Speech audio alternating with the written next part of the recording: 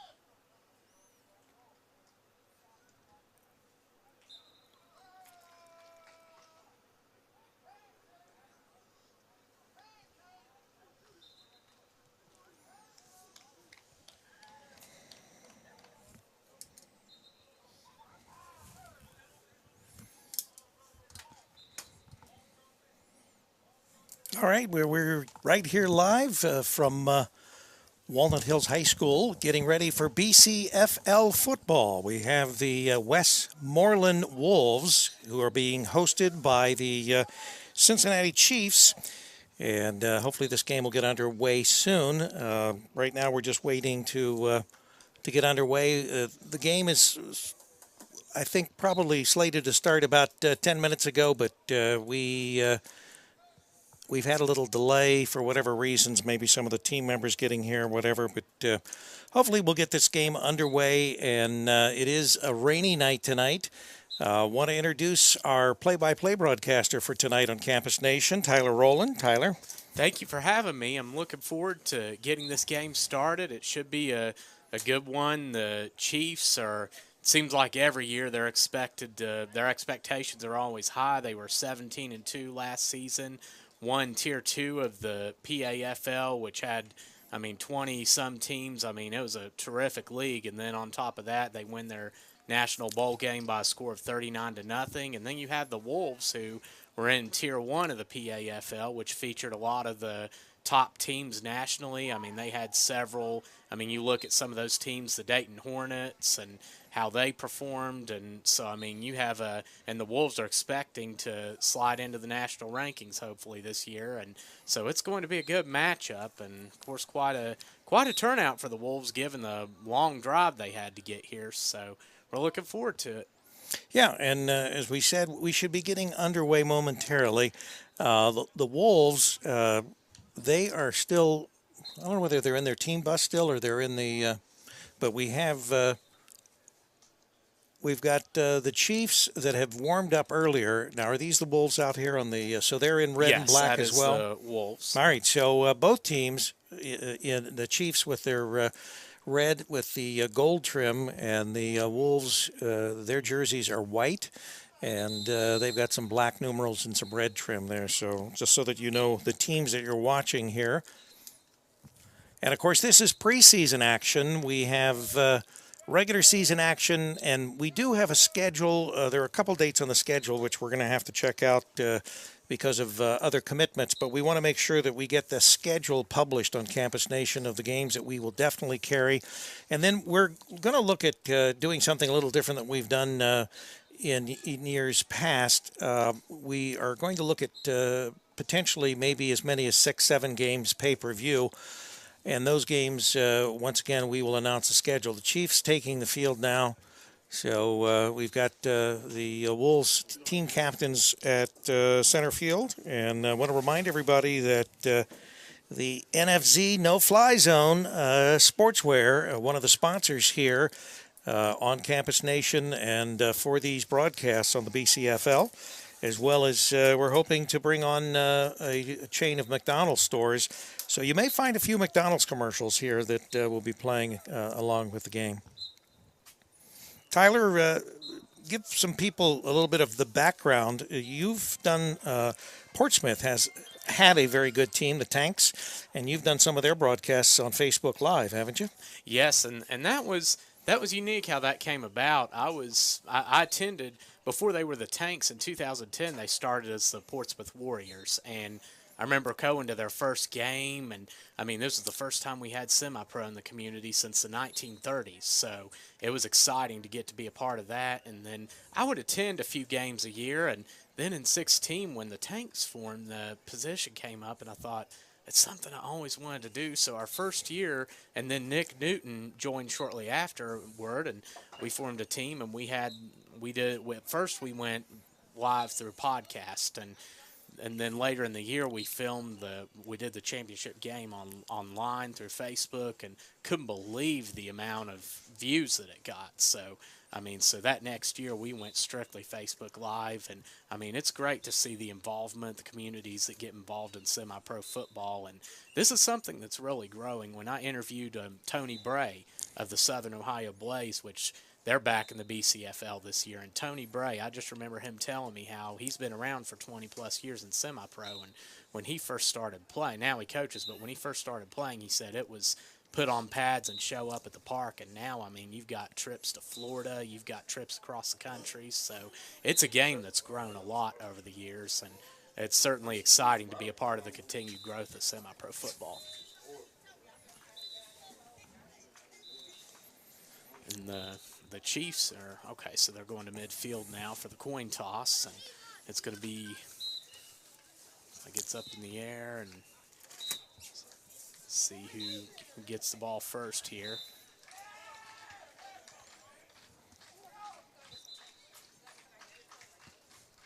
We'll have to find out where the Wolves, they obviously came in by bus from Pennsylvania, where exactly in Pennsylvania they're located. Yes. And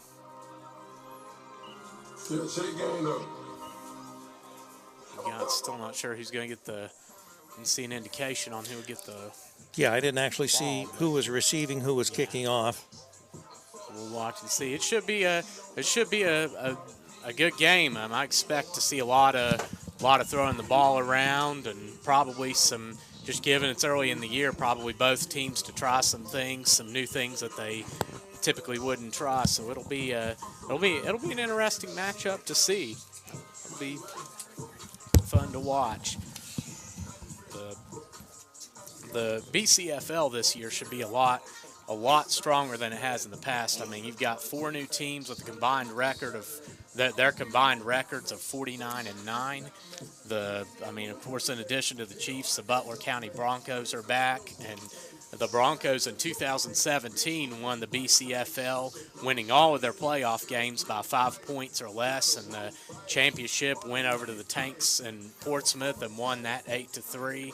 And the Broncos, I think, will be an exciting addition. They have a great offense. I mean, Cunningham at quarterback, and then Tay White back at receiver this year after being injured will be a great addition. And the Southern Ohio Blaze were 12-2 last year. They won PAFL Tier 3. They got into a national bowl game, which they were big underdogs in, and even though they lost, they still performed well. And I mean, they were a good team when they were in the BCFL. They lost to the Broncos 20-16 in the playoffs, and were 7-4 when they played. So they'll be a good addition. And I mean, of course, the Chiefs, I mean, them, and then the Dayton Hornets last season.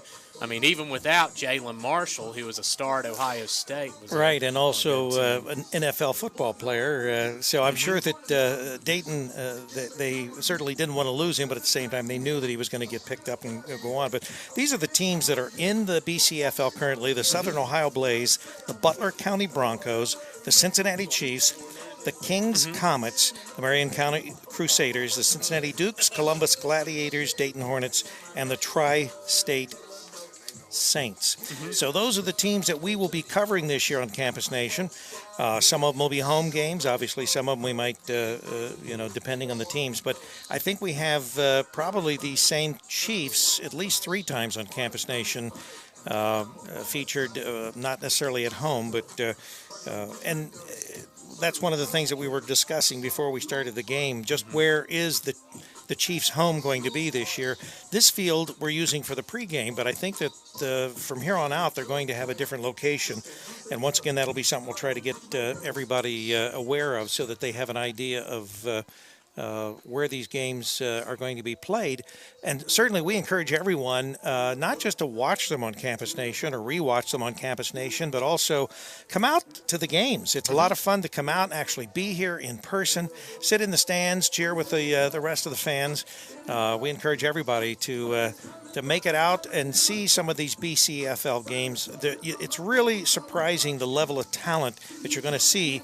A lot of these guys, they've played high school or they've played college football, and as we said, occasionally you'll get an NFL or ex-NFL player.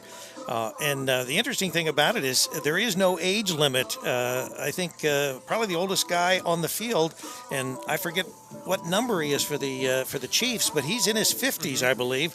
And Wow. still suited up and kicking. And, of course, Antonio Davis, the quarterback for the Chiefs, we're anxious to see whether he's going to be out and starting this game.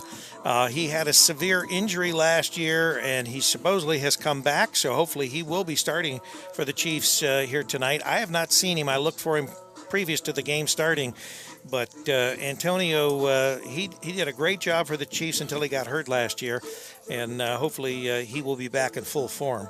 He actually did some broadcasts for us when we did some college games this year. Wow, yeah, and he certainly would be a great piece to have back for the Chiefs.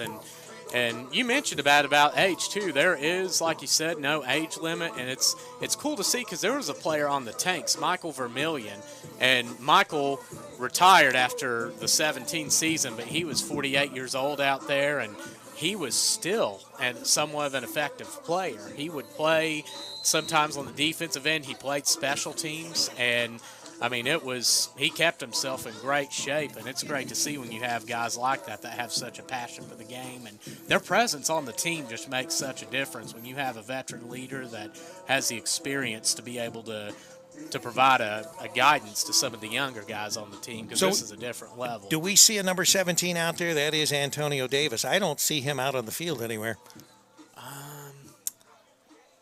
Not seeing him at this point. Yeah, we'll just have to wait to see who's actually going to be starting for the Chiefs. And, of course, the Wolves, we do have their roster, so we have a list of their players. And looks like I saw, looked like Jaquan Green, number 5. He was the main one out there throwing passes. so more than likely he'll start a quarterback for the Wolves. And certainly anybody that is watching or will watch this game from Pennsylvania, we invite you to stay tuned to the Campus Nation broadcast. And I want to remind you, and you can let everyone know, that we are going to make a trip up to WLW tonight after this game at midnight. And we'll be doing a couple segments on the American Truckers Network with Dave Martin, Riding the Wave with Dave, and talking a little bit about BCFL football, and also this matchup tonight and how it turns out. Yeah, so looking forward to that. It's definitely going to be they have a great program, and and again, opportunities like that, just even 5 years ago, you just didn't see this kind of marketing of semi-pro football like you do now. So it's great to see and great to be a part of. Well, I think that and one of the things that we will let everyone know, because we operate, obviously we are dependent on Wi-Fi and the availability of cell towers and that here in this area. And when the weather is such as it is tonight, where it's very heavily overcast and we've got rain this evening, our broadcasts, as far as the Wi-Fi, can go in and out. We do record these games, and they will be available not just immediately after this game ends, you'll be able to rewatch it, but also we will be uploading it sometime in the morning tomorrow to the website, so you'll get the full unedited version, so to speak. Yes, it'll be great to watch. It certainly is nice to see what Campus Nation does here, as we're still checking on a couple things with it, but some of these teams, I'm going to talk about some of the teams we have in the BCFL. Kings Comets. Last season, they were a tough out. They lost in the playoffs, getting shut out by Marion County, the Crusaders, who ended up winning the league. But one thing you have with the Comets is since 2009, they've had 6 10-win seasons. They were 8-2 last year. There's no reason to expect that they won't be in the mix of things. I know that the talk has been that King's Comets have been down somewhat a little bit, but I just think even if this is one of those leagues too, you could see a team that goes 5-5 and be deadly in the playoffs if they get it together right. And King's Comets, I would put them or the Southern Ohio Blaze as one of my 2 sleeper teams in the league. Then the Marion County Crusaders, they're the league's defending champion. I know the Chiefs are definitely hyped up about coming in as we're getting ready to kick off here now. The Chiefs are kicking off to the Wolves, who will receive first. And we've got football underway here in Cincinnati. And that looks like that is looks like Shannon Hooks kicking off. As the ball's taken back, that is Jonathan Love, number 17. For the Wolves on the return. Let's get ugly already. And we got just feel the love on that, starting the game out as the Wolves come out on offense here. Scores 0-0, 14:53 to go in the first. And this looks like, let's see, that is number 2, Gilly Carswell, and that is getting the rest of the guys out. Let's see, number 4, that's Milton Banks. First and 10 for the Wolves. And here on comes the 40-yard line. And they're going to have the ball starting out on the 40 here. First and 10, and they're going to come out, sure enough. Jaquan Green is at quarterback. Everybody wants to get those first hits in. Yeah. And they're going to come out single back formation. And man in motion, the ball's off. Oh, wow. Handed off, and that is number 23, Anthony Martin. And big loss for the Wolves. That's going to be a big loss to start the game. One thing we noticed in our following the Chiefs last year in the PAFL, they have a stellar defense. They shut teams down left and right, and it looks like they're starting off the same way here as far as setting the Wolves back. Yes, and that can, and when you get a team like the Chiefs, I mean that can change things. That can really hurt a team quick because I mean they've got that defense and they've got that ability to score in bunches. So I mean it's a scary thing. It's the Wolves come back out on offense here. See a man in motion. And they're going single back formation. Ball's by Carter, throws over the middle, nearly intercepted. That's one of the other things that happens. Obviously, when you put pressure on, you put people in a hole. They're going to have to throw in order to get out of that hole, and that's when they make mistakes. Mm-hmm. 3rd and 15. And that's going to place a third in a dangerous situation for the Wolves here. Here with 13:57 to go in the first, and no score at this point as the Wolves come back out. We'll see what they can do here on 3rd down. So we got about a 3rd and 15 to go here. And they're coming out. They're spreading it out this time. Looks like that's Martin in at running back. And Carter drops back. He under a little bit of pressure. Throws the out route. Passes was intended for Tyler Sherrill, the tight end, but it's incomplete. So that's going to make it 4th and 15 now here. So a quick 3 and out here for the Wolves. They start the game on this drive off. So now the Chiefs will get a shot, and certainly if I'm the Chiefs, I know I'll be quite happy with a start like this early on. And for the Chiefs, that looks like that's going to be Sergio Freeman back to return the punt for them.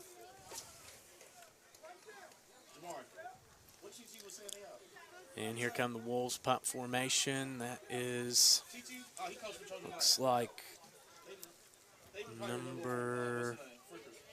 that's Lee Raphael Hurd back to kick, and the ball's picked. It's fielded. And he's looking for some room there and gets met by a host of Wolves. That's number 3? Yes, that is Freeman. Number 3, and Sean Coles led the way for the Wolves. And so now the Chiefs will start with the ball. Looks like on about their own 35? 35 about. So we'll see what they can do here to start the game and see who's. Well, they definitely had the better exchange as far as field position, so we'll see what they can do starting from their 35. And here comes Allen, so looks like Allen will be in at quarterback. So we've got Antonio Davis on the field, number 17. Yeah. Davis will be. Look forward to. So seeing him we'll see what kind of recovery he made. And it looks like the rain's starting to come down even a little harder. And that'll certainly make an impact on this game here. And that looks like there's Allen at quarterback. They're going spreading it out. That looks like, let's see, that's Michael Fuller, Bradley Anderson at wide receiver on the right side. And here come the Chiefs, first down. Ball's handed off up the middle. Gets a little bit of room, 4 or 5 yards there. For the Chiefs, 2nd and 7. Yeah, I don't think that with the injury that Antonio suffered last season, I don't think he's going to be doing any fancy stuff. Obviously, what they've got him in there for, he can hand off, and certainly when it comes to passing, he's very accurate. Yeah, that's he has the ability, and with those receivers they have, I mean, they have guys that can do just about pretty much anything needed. So it's and they've got a quick back and they've got a quick back in Nelson there who really is able to get into space. So we'll see what they can do as they go trips here. Allen at quarterback and Nelson at running back here, and this fumble. Oh, he picks it up. Picks it up, looking for an open guy, and it's incomplete. So Antonio's saying something. Yeah, he's talking to his receiver there. Looked like some miscommunication on that play. Of course, it's hard after a bobbled snap to be able to recover like that, but looked like one of the receivers went and blocked instead of ran a route. So it's going to make a 3rd and 7 now for the Chiefs here with 10:40 to go in the first. Scores 0-0. See if they can get a first down. As they're in huddle here. And there's Allen, and it's going to be Allen and Nelson here in the backfield. And Anderson,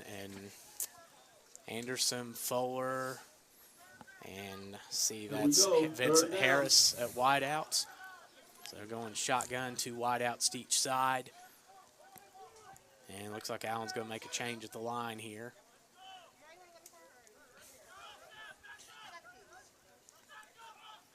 And the ball snapped. Allen drops back under a little bit of pressure, thrown across the field, and it's caught. Wow. Up with it. Great catch. Great catch. What a catch. Great catch. Wow. Number 38 for the Chiefs. And that is Michael Fuller. So we got a Davis flag to down. Fuller. And is that after the play? Oh, they picked it up. Oh, was it a penalty or did you just drop it? Okay, so defense offside. So the play stands. Outside on the defense. Declined by the Chiefs. So he gains 33 yards on that play. And that's his first reception of the night. So now they're into Wolves territory here. As the ball's handed off to Nelson, goes up and gets maybe a yard or two. His second carry of the night.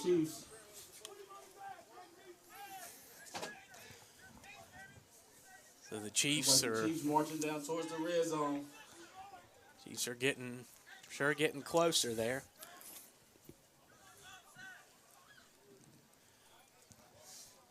As it's going to be a second down and about 8. Yeah, obviously the ball is not placed until we're ready to snap it because of the weather. They're trying to keep it dry as possible. Yeah, the rain's getting pretty intense, and if this keeps up, it'll certainly make for an interesting ball game as the Chiefs are coming out. Allen and Nelson again in the backfield. Allen drops back. He's got a little bit of time. He's got an open man, and it's caught. Oh, 5. Still plowing through defenders there. Looks like he's down to about the 5. Real good run after the catch. Wow, great. Just put the Chiefs inside. Broke through a couple tackles there. That looks looks like Vincent Harris there. It's number 18. Will the Chiefs go on the board first? So that'll be, wow, great catch there. And, I mean, that's certainly going to put them in a position now to potentially get a score here with 8:02 in the first quarter, be the first team to draw first blood here. And once again, with the weather the way it is, if you get any kind of score ahead, then you put that much more pressure on the other team because they're more inclined to take risks and make mistakes. Well said, especially in a game like this with the rain the way it is. I mean, a 7-point lead is a big lead. As the Chiefs come out, they're going to go shotgun again on the goal line, and Allen throws it. Oh! No. Just wide. Gotta come up with that one. That would have been clutch in the red zone. I guess you can blame that one on the weather. We got editorial commentary here, right here in the press box. You're listening to the BCFL on CampusNation.com, the sports animal, your home for high school, college, and semi-pro sports. That's certainly, even though it's rainy, certainly a good day for football here as the Chiefs it's going to be second and goal. There are no bad days for football. That's you know true. That. That's true. Well said. That's certainly nice to have now with semi-pro. Nice having the summers full of football as well as the fall. So it's good to see the different teams we have as the Chiefs get ready to line up. It'll be second and goal now. All right, so do they pass or do we try some trickery and up the middle? Based on so far, they'll probably try to, and based on their history, they will probably try to pass this one in. They might slip one up the middle, but it will probably be a pass. But if they did run, this will be the down they did. They sure are. Oh, good. Option. Oh, wow. And the option is successful. So Nelson here with 6:37 to go in the first. Darian Nelson on his third carry gets it into the end zone, and the Chiefs draw first blood here with 6:37 to go. Wow. So it looked like Davis was thinking of running it, and then at the last minute he pitched it off, and 6 points for the Chiefs. Yes, a good, definitely a good pitch there. Good read by Allen. Actually, it was a nice surprise there because, like you mentioned earlier, certainly wasn't expecting him to see him really do anything to put himself in a position to possibly have to go through a pile or anything like that. But that was definitely a good play call. Looks like the Chiefs are going to go for two here. Chiefs going for two. Well, once again, if that's the case, it makes more sense than trying that extra point if the weather's bad, and we've got stop. Lowered the boom on. So some good defense by the Wolves. The 2-point try is no good. So here with 6:37 in the first quarter, your score, the Chiefs 6 and the Wolves 0 here in Cincinnati at Walnut Hills High School. And definitely so far, other than the 2-point conversion, definitely been a good start for the Chiefs here against the Wolves. And we'll see if the Wolves can put something together here to strike back.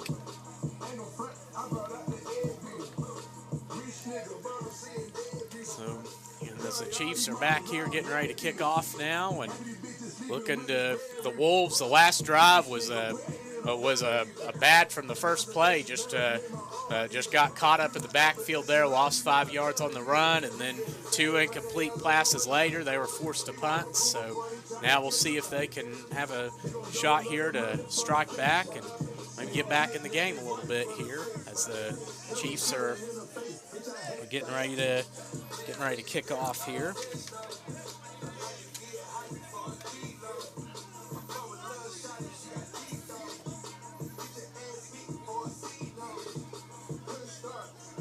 And that rain certainly looks like it's raining a little bit less than it was. But it's not quite as heavy as it was just a few minutes ago, but I think it's going to be sort of on again, off again. And the ball's kicked off, short kick there. All right, looking for some room. and Uh-oh, cuts nice back return. around the right side and gets around the 50. We got a flag down though. Flag on the play. Looks like that is Dion Ellis. Could be a block in the back or something like that. That's clipping. It's very likely. We'll see what the call is here and see that favors if it's not against the Wolves. Yep, that's like you said. It's gonna be a hold. So that'll be coming back. We'll see exactly where that gets spotted. It was a nice run. It's a shame because that's going to be wiped out by that holding penalty. Yeah, he definitely was able to cut back and get around a couple tackles there to get a little bit past midfield, and now we'll start. Well, it looks like they're going to start it at the 40. About looks like so. Still decent field position for them.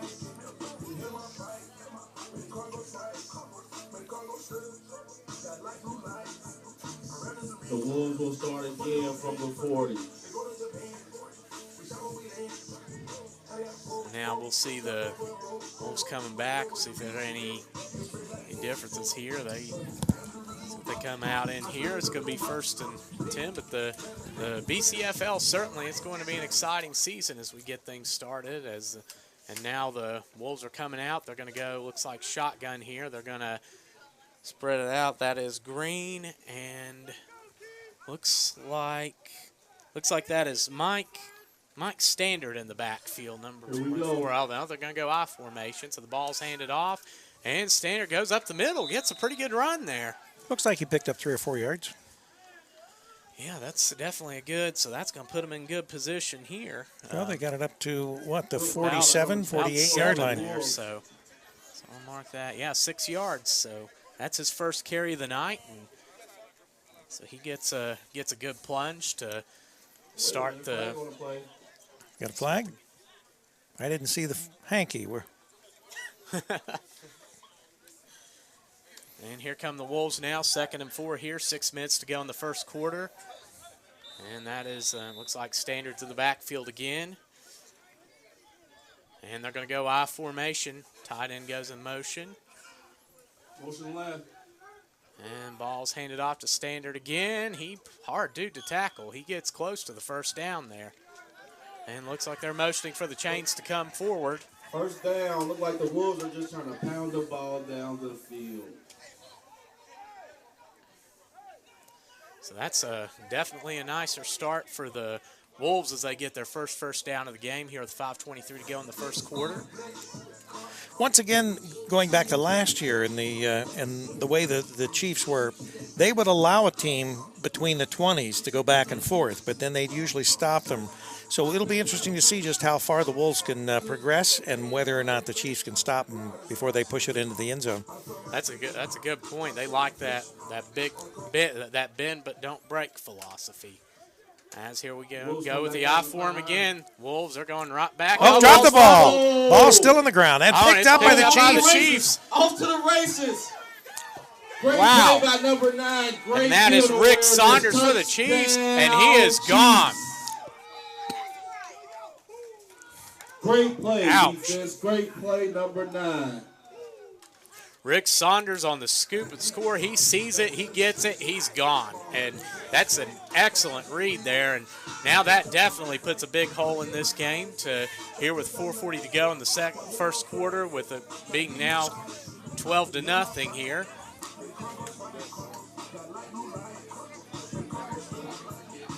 Wow, definitely a good score there. That was a great play by number 9.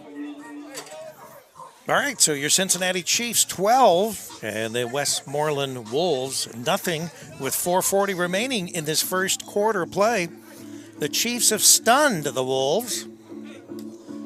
Yes, and when you can get a play like that, I mean, that just can do so much for the teams. The Chiefs are going to try to go for 2 to get this back, and we'll see what comes in, and that is Davis and Nelson in the backfield, and that is at wide out. That's Darius Page. That's Vincent Harris and Axe Savage. Oh, sack wow. on the play, no good. The 2-point conversion try is no good.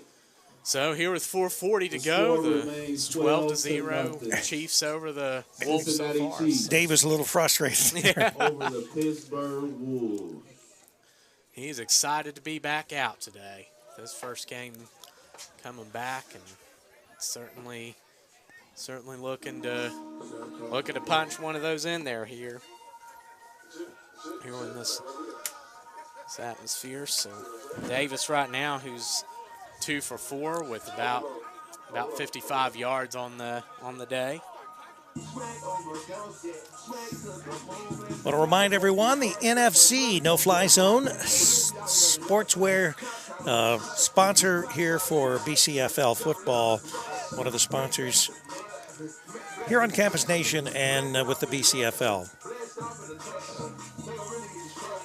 Yes, we certainly appreciate the sponsors. It's with BCFL. It's very, very important. I mean, that what they do to make this possible. So it's their work is very much appreciated here. As the Chiefs get ready to kick off again, 4:40 to go in the first. As the Wolves get ready to return here. And when we get a minute here, we have another sponsor for the BCFL that'll be coming in and sort of giving us a little rundown of what they're going to be doing. And ball's Overtime returned. number 2. And it's through. Gets to about the 43, 44-yard line there. Before the 45-yard line. And that is Gilly Carswell. So we'll see the Wolves had picked up a first down on the last drive and then fumbled the ball away, which resulted in a Chiefs touchdown on the returns. So we'll see now what they can try to cut this lead in half or do something to get back in the game here as they come back out here. That is at.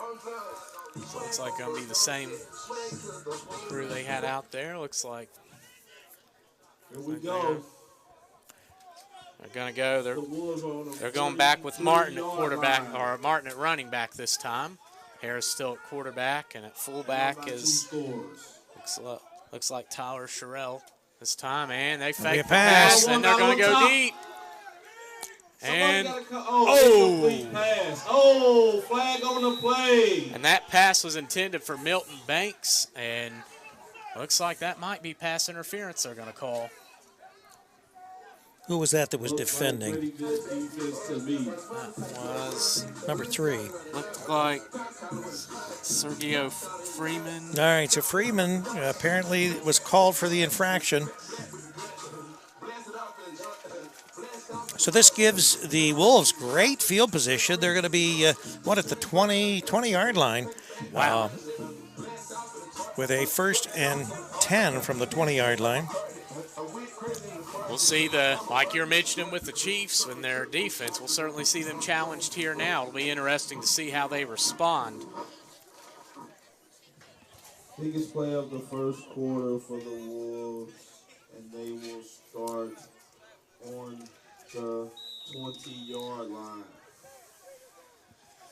And here we go. They're coming out in I formation again. They're going to stick to that I. Here we go. Motion Man right. in motion. And the ball is, so that's going to be a toss. And Martin are looking for some room there. Around the corner, gets tripped up. Doesn't get much.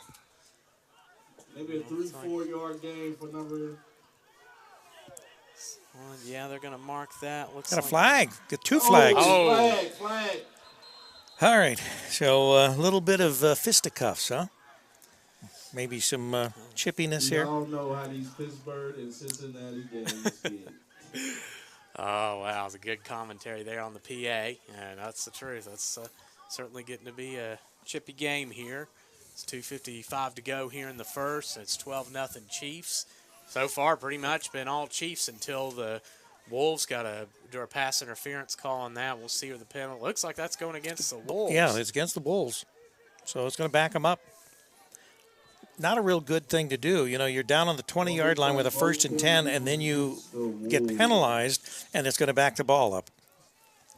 Yes, and to have to convert, I mean, they're going to have to convert. I mean, that's going to make a Well, and you're down by 12 points, so you certainly don't want to dig yourself, once again, a hole. But it's like we've said about these Chiefs. They bend, but they don't break. Seems like when they get down to a 20-yard line, they start stiffening up, and it's hard to punch it in on them. Yes, and that certainly can. I mean, it's hard enough as it is without the penalty. So, I mean, and we'll see. I don't know what the umpire's. He's sort of waving the flag here. What's he doing? Okay, so it looks like they're going to call it both ways and just. So it's going to be waved off, right? So we're back to the 2nd and 8. Oh no, we're not replaying it down. The play is just dead.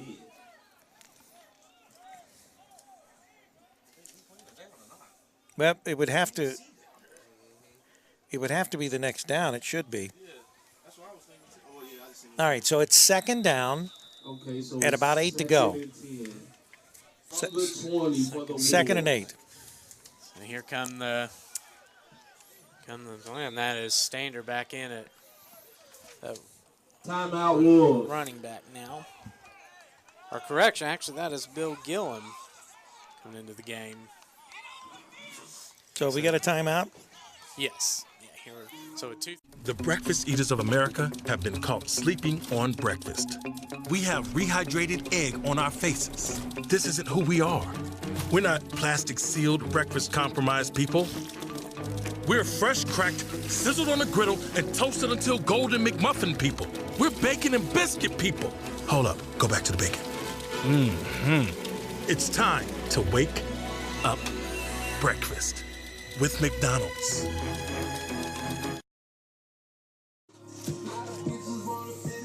All right, we're back to live action with 2:32 remaining in the first period of play. It's your Cincinnati Chiefs 12, the Westmoreland Wolves nothing. Tyler Rowland and yours truly, Rick Phillips here, and we have Sydney Alexis here helping us with the switching and the coordination of everything here in the press box. We are here at Walnut Hills High School in Cincinnati, Ohio, bringing you Campus Nation and the BCFL. Yes, and it's been a joy to be a part of this. A great atmosphere and pretty good turnout, given it's an early spring game, and of course the weather that's making a difference, and certainly a nice opportunity to see some football action from two very good football teams here as the Wolves come back out. They're going to go I formation again. So once again, they say a 1st and 8. I don't know how you have a 1st and 8. Oh, up the middle, hand off to number 0. And the big guy plows it through. He's going to get maybe 3 there. That is Owen Cockney. Short game. So that's going to be okay. Yeah, it looks like they actually. So now it's a 3rd. So they did. It was really 2nd and 8, as we said earlier when we had the timeout. Now it looks like it's still like a 3rd and 7, 3rd and 8. Yeah, it looks like he gained maybe a yard on that play, and now so they're going to have to convert a third down here to advance the chains. Third down for the Wolves. And once again, this will be where we see what the Chiefs are going to do as far as their defense, see if that holds true to them. And this is 4-down territory, I'm sure, for the Wolves. So they're not going to just take this if they don't get the first down. They're going to do the fade here. And interception. Did he catch it? Let's see what the call is. That's an interception. Great play by number 3. That was a great. Wow, great Freeman play. with a great catch there. Excellent read on that fade. He threw it up and was in. One thing about being a good defensive back is positioning, and Freeman positioned himself very well on that to be able to capitalize on it and make the play. So as we said, the Chiefs do exactly what they've done in games that we've witnessed in past games. The Wolves get it down to basically the 20 or less yard line, and the Chiefs come up with the key interception here on that fade that was intercepted in the end zone. Yes, and I mean right now the Wolves, I mean when you taking away that penalty, I mean they're 0 for 3 passing on the night and 8 total yards of offense, all rushing. So it's been a struggle for them to move the ball, and that's really puts them in a bad position here as the Chiefs now with a chance to with their offense that can score quick, puts them in a position to possibly up this lead a little bit. So unlike the indication of 2nd and 10, it's 1st and 10 at the 20-yard line for your Cincinnati Chiefs. Yes, and now oh yeah, I can see the second down now is Antonio Davis in at quarterback here again, and ball's handed off up the middle, and short gain for number 31 of the Chiefs offense. And he is actually not on the roster here. I'm not seeing. What's his number? 31.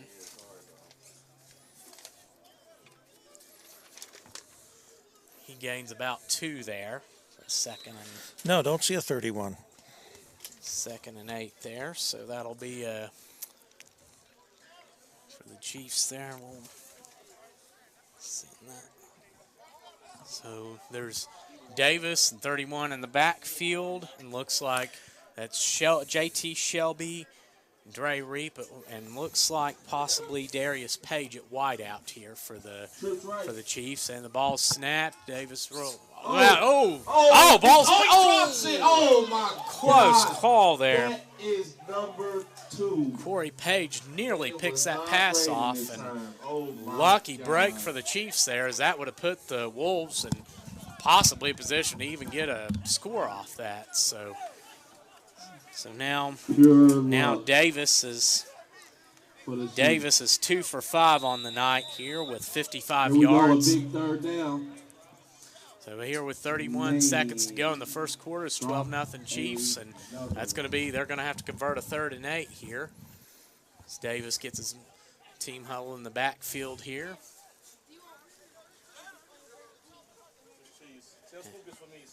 And they break huddle. That is number 4, Harrison.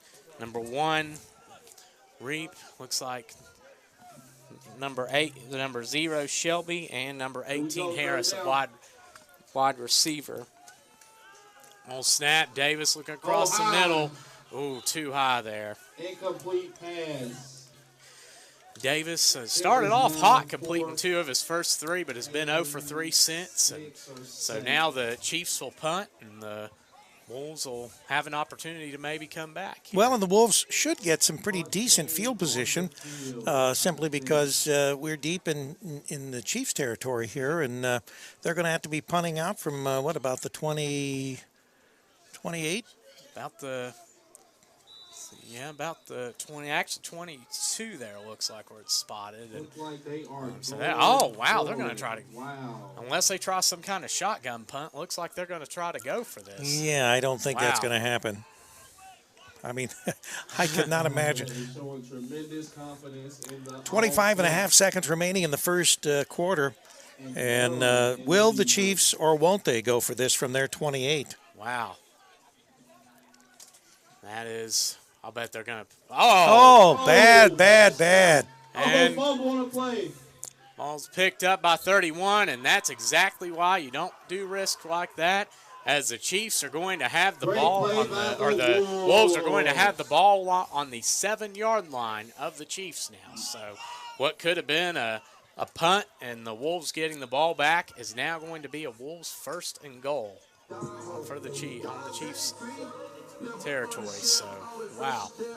Definitely an interesting turn of events here late in the first quarter. Yeah, I don't think that they sort of anticipated having that happen, but bad decision probably to even if they were going to fake it and go for it, or they were going to fake it and quick kick it, the mistake is going to cost them quite possibly 6 or 7 points here.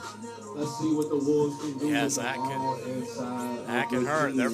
They have the ability to punch this in, so we'll see if the Chiefs defense can make another big stand here. It looks like they're going to put some time back on the clock, so it's going to be about 11 seconds, 11.8 in the first quarter. As the Wolves will see where that ball is spotted exactly. Looks like it's going to be about the 7 or 8 yard line as they come back here and run the ball. That's going to be Tony Martin in the backfield. They're going to spread it out this time. So that's Martin in the backfield with Harris, and Banks and Carswell wide out as the ball's. The catch by number 2 is in. What a catch. Looks like he's in. That's going to be a touchdown for the Wolves. Great catch. So 6 points for the Westmoreland Wolves, and they pull within 6, pending this extra point try or an extra 2 points. And that's wow. So that is a game changer. that mistake play there just before the end of this period, big mistake on the part of the Chiefs, and hopefully that's not going to be something they're going to look back and say that was the game changer. Yes, that's well said, Rick. I mean, someone like a quarterback, I mean, he was 0 for 3 starting out. Of course, they had that pass interference, but, I mean, something like that can get his confidence up, get him into a rhythm as well, and that can make a – so, I mean, they could have just changed the entire complexity of the game with this, and we'll see what the Wolves, if they're going to try to – They may have caught the Chiefs off guard there because that was a pass, and they had been running the ball. Chiefs may have expected them to attempt to run, and obviously that pass was complete and scored a touchdown. So now we're going for 2, it looks like. And they're going to go single back formation. That is Martin in the backfield.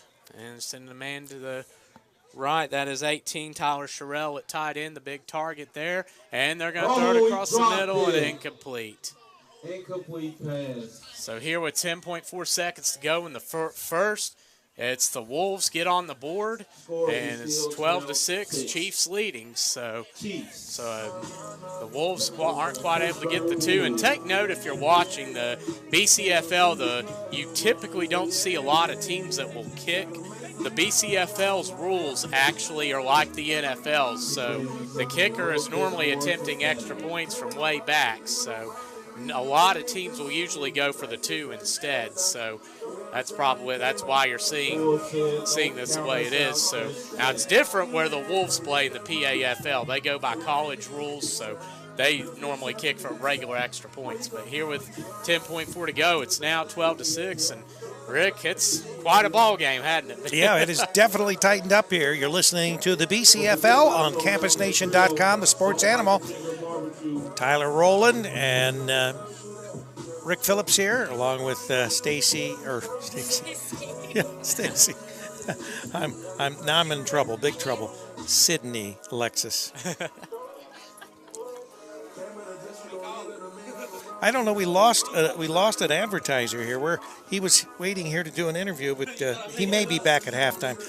I thought I saw him outside here, and then so we're waiting to see whether we'll be talking with him here. All right, so we're going to have the kickoff now from the Here we go. Wolves at the 35-yard line. The Wolves will be kicking off to your Chiefs. And ball's up. Here we go. Chiefs get it. Looking for some room there. Overturned by number 8. Can he stay up? And that is Axe Savage there, number 8. Great defense by the... Yeah, that's a way to get over there by the Wolves. That guy had some speed. The Chiefs will take the ball on the 30. So we'll see how the Chiefs respond here. Their last drive was, originally 3 and out. They came back out and shotgun. I don't know if they were going to try to trick the Wolves and punt it, but they ended up, the snap went over Davis's head, and the Wolves recovered it at the 7s and scored. So now we will see what the Chiefs do to respond here, leading 12-6 to start the second, and they're going to start with the ball.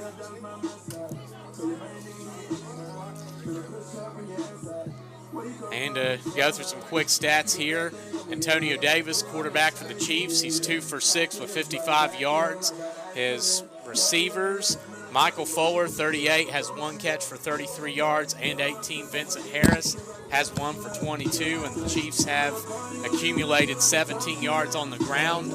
Meanwhile, the Wolves have 7 yards passing and a touchdown, and they have 8 yards on the ground, so 15 yards total offense and a touchdown as we get ready to start the second quarter here. And of course, with the Chiefs, their score came on a Nelson 7-yard run in the first quarter, then a then that fumble return by Rick Saunders as they get ready to come back out on offense here. And looks like they'll be starting right about Here we go, Chiefs on offense. about the 30. Starting at the 30-yard line.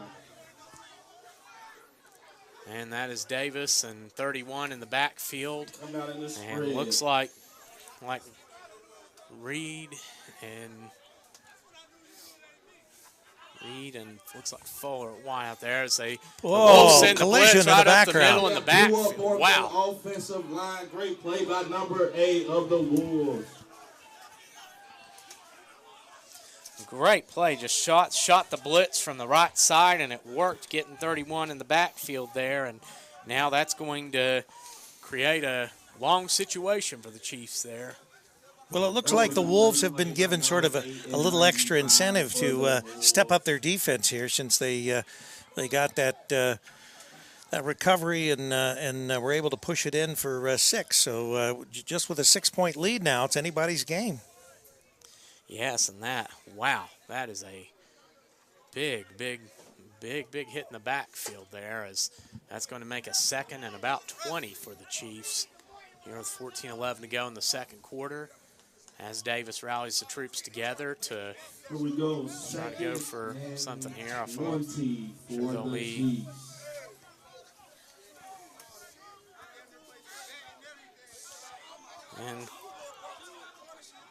and Davis in the backfield. That is Davis in 31. And looks like that'll Got a penalty. Looks like it's going to be probably be a false start. So a little motion in the backfield there. So that's going to be a 2nd and 24 now for the Chiefs. Everything continues to get a little worse for them here. They need to regroup. They need to get things back together again and start producing some offense. Yes, and the Chiefs, they do have the offense that could potentially get them out of this situation, and we'll see what they try to put together here. It'll be looks like the Wolves have some momentum going their way, so they may try. They like to do that fade down the field from time to time, and they might try to sneak that one in here. See if we can get Mr. Davis with a nice pass here and run it up the field. As they're going out shotgun again, that's Davis in the backfield with him. Looks like it's 31 there. And the ball thrown across the middle and incomplete. Thrown away, and it's a flag on the play. He was hurried, but I think that there's probably going to be a late hit on the passer. Oh, wow. So the Chiefs get bailed out there with a roughing the passer. So they'll have a first down. Took him down. The Wolves bailed him out there. Wow. Well, they were trying to put that pressure on, obviously, to create something, but at the same time, a little too much pressure and too late a hit. Yes. And wow, that's going to give the Chiefs a first down here as as Davis has been completed of his last 4 passes. So he'll hopefully this drive finds some way to get in a little bit of a rhythm there. As the Chiefs are in huddle way back there. Get ready to come out here leading 12-6 here with 12:24 to go in the second quarter. It's certainly back to the 30. Certainly a game that's with a 1st and 10. Gone as expected so far. 2 teams battling it out, as that's 31 in the backfield with Davis again, and they're going to come out and shotgun. Try to spread it out there, and the ball snapped. Davis under a little bit of pressure across the middle, and it's caught. Good catch. And that is Khalid Ali there, number 16, and that's his first catch of the night. So the ball's going to be on the 45-yard line of the Wolves. So Davis with a nice completion there. That was very nice. Wide open. And he gets about 25 yards there. Ali's first catch of the night. Oh. And got some clicking and knocking and hitting here. 27. Aggressive run by number 31. And 31 there gets his third carry of the night. Crew, And drop the chains if they coming towards you. we'll see. So that's going to be no gain on the play.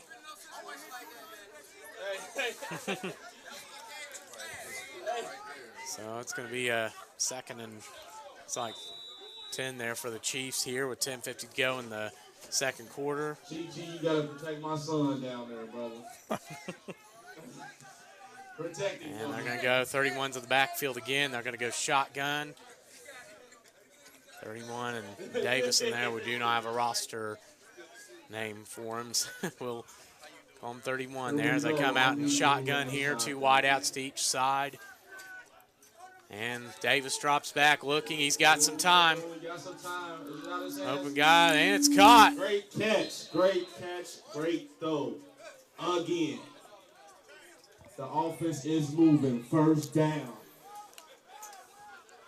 And that's going to be a gain of probably about a real good gain there for the Chiefs. So they went to from the 45 to about the 30, about the 29 there. So that's a gain of 16 yards. Looks like that was.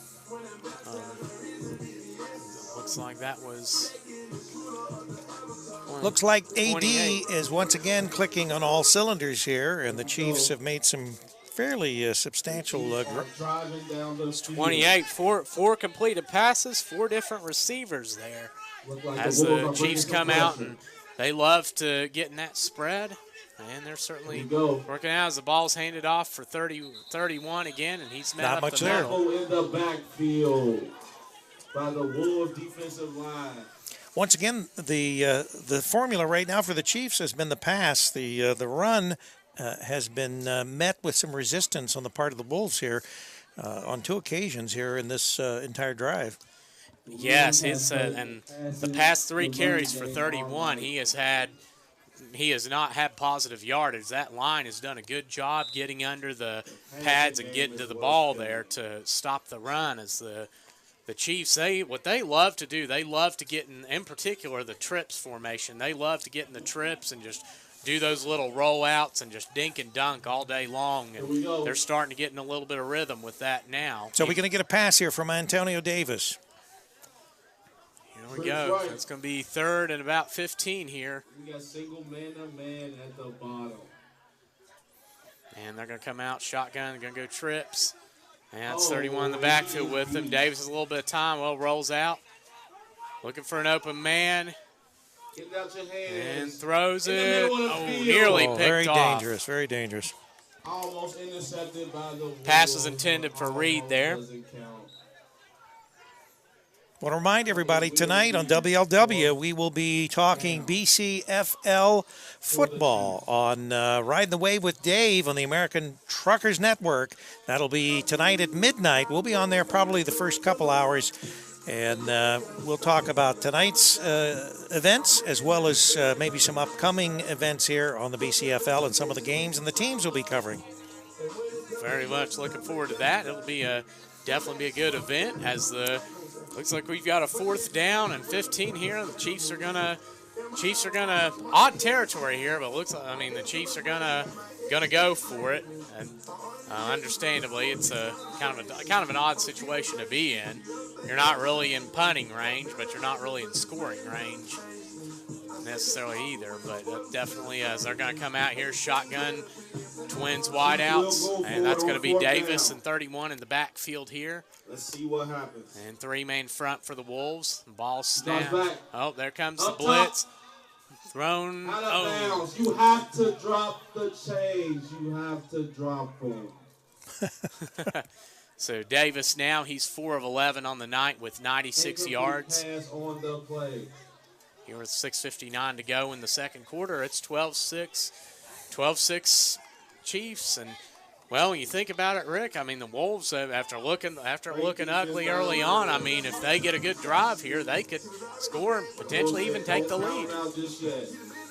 Yeah, they They looked a little shaky at the beginning of the game, but they have definitely. I think it all started with once again that turnover and being able to score, and they've looked a lot better here in this second quarter play. Yes, I think once they maybe that drive over just wore them down a little bit, which they certainly had a drive to go to come here as they've calmed down a little bit now as the Wolves come back out on offense, and looks like they're gonna spread it out again. As that is Harris, and looks like Bill Gillum in the backfield with him. And ball snapped. They're going to throw it. Here they come. And Harris looking for some room. Throws it downfield. And caught! Oh, got him that time. Great play by number 4. This battle was getting interesting. 3 versus 4. That's what they were looking for. Just faded it up there as Harris completes his second pass of the night. What a catch. Got behind the defense there. He was guarded, but he managed to take the ball. Milton Banks, amazing catch there. Just gets up there, gets himself in position, and just hauls the ball in. And now, well, that's going to put them in nice position as that is a gain of about, looks like, let's see, that is a gain of about. Yeah, the ball's at the 22, it looks like. 46 yards. Can they punch it in? That's the question. Mm-hmm. Run up the middle by number 34, and he is stopped for almost nothing. And Gillum gets up the middle again, and for his third carry of the night, and gets stopped there. He's certainly a little chippy between the two teams. So now the Wolves looking to strike again here.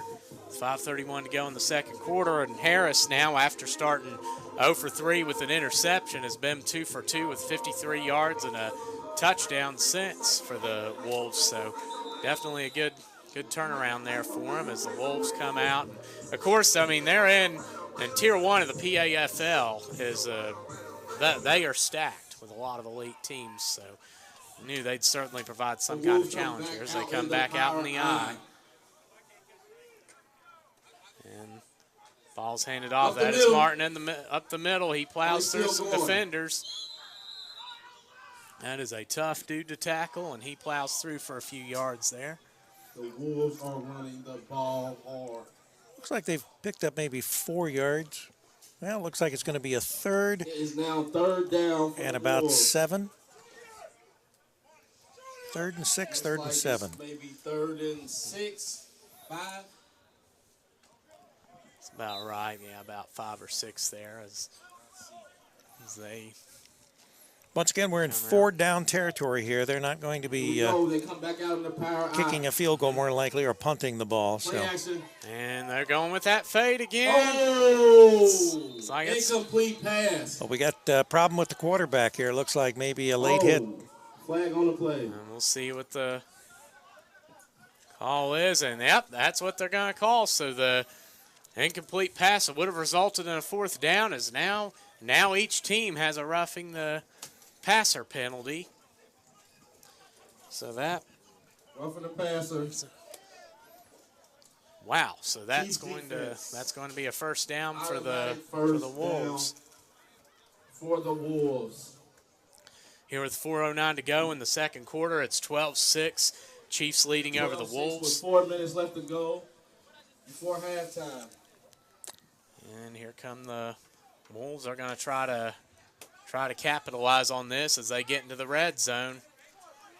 We'll see how the Chiefs defense holds up here. So it looks like they're going to be on about the 14-yard line of the Chiefs. Coming out I formation again. Strong right. Man in motion there. And balls, it's pitched off to Gillum. Oh, gets wow. ripped up in the backfield. By number 18. Great play. Read it and blew it up. So it goes back to that bend but not break. 18, that is Looks like Vincent Harris there, so playing both sides of the ball there as he gets a big loss there in the backfield. And that's gonna be about a 5-yard loss. So and that was Gillum's 4th carry of the night. Looks like the ball is on the 22-yard line. They've got to get it down to, I believe. Different look now, going like, to shotgun 2 backs there. Yeah. Gillum and Martin back there with Harris at quarterback. Chiefs showing heavy pressure from the right side. And Harris throws it incomplete. Incomplete pass by number 5. A lot of pressure there. That pressure can definitely make a difference, as it certainly did on that play. So that's going to be a 3rd and long now here for the Wolves with 2:50 to go in the second quarter as they trail the Chiefs 12-6.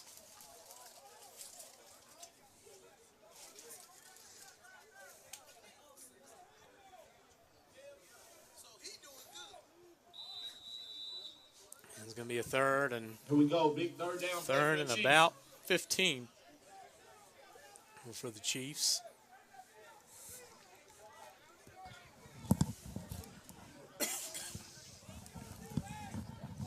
Even bigger 3rd down play for the Wolves.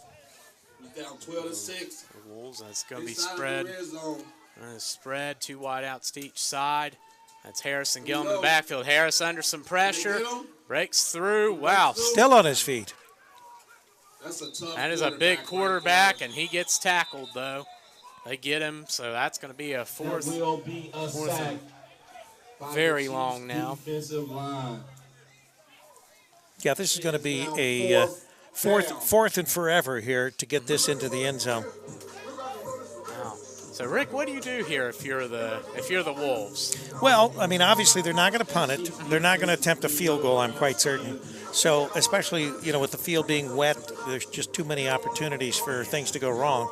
I would say, if they were going to be careful, they could certainly try to run the ball, but I think this is going to have to be some type of a pass, more than likely to a corner would be the, the natural thing here. We got a timeout? Looks like somebody's calling, so. Timeout. All right, so they got a timeout. What we'll do is we'll leave and take a break here, but you're listening to the BCFL on CampusNation.com, the sports animal.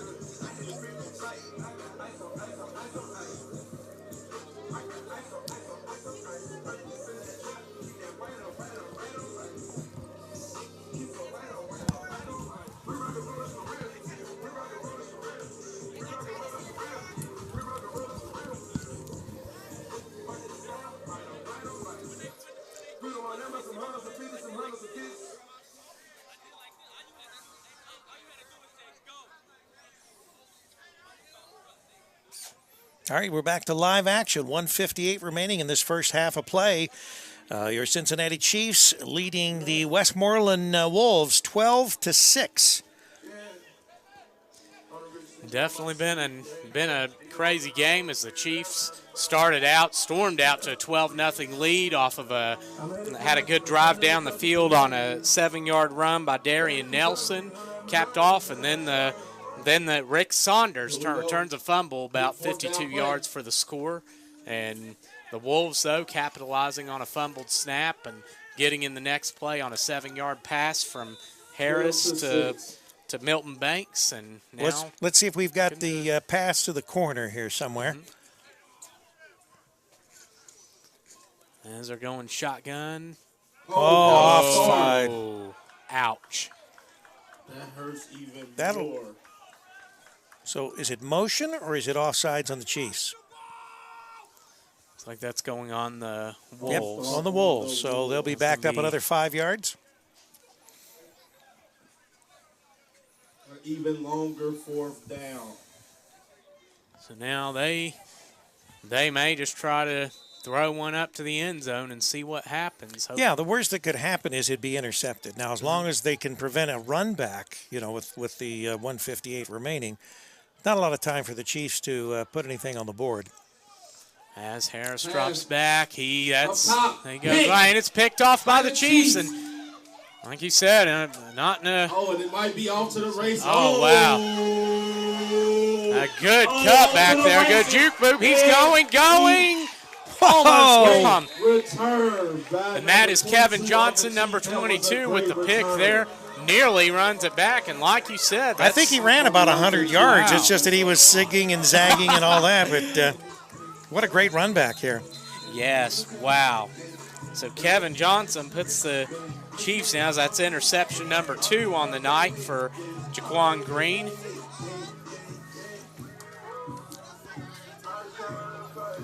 As he gets back there, and as Johnson gets it. And so whether it was mistakes on the part of the Wolves or great defense on the part of the Chiefs, once again, they could not punch it in. The Chiefs maintained the lead of 6 points, 12-6.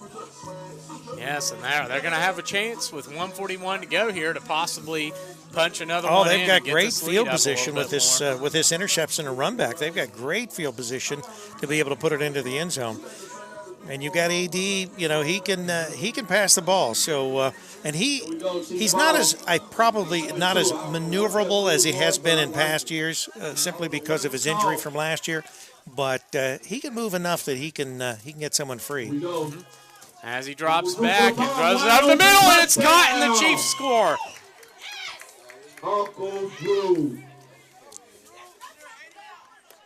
So the Chiefs on the first play of the drive go first play, get 22 yards for a touchdown.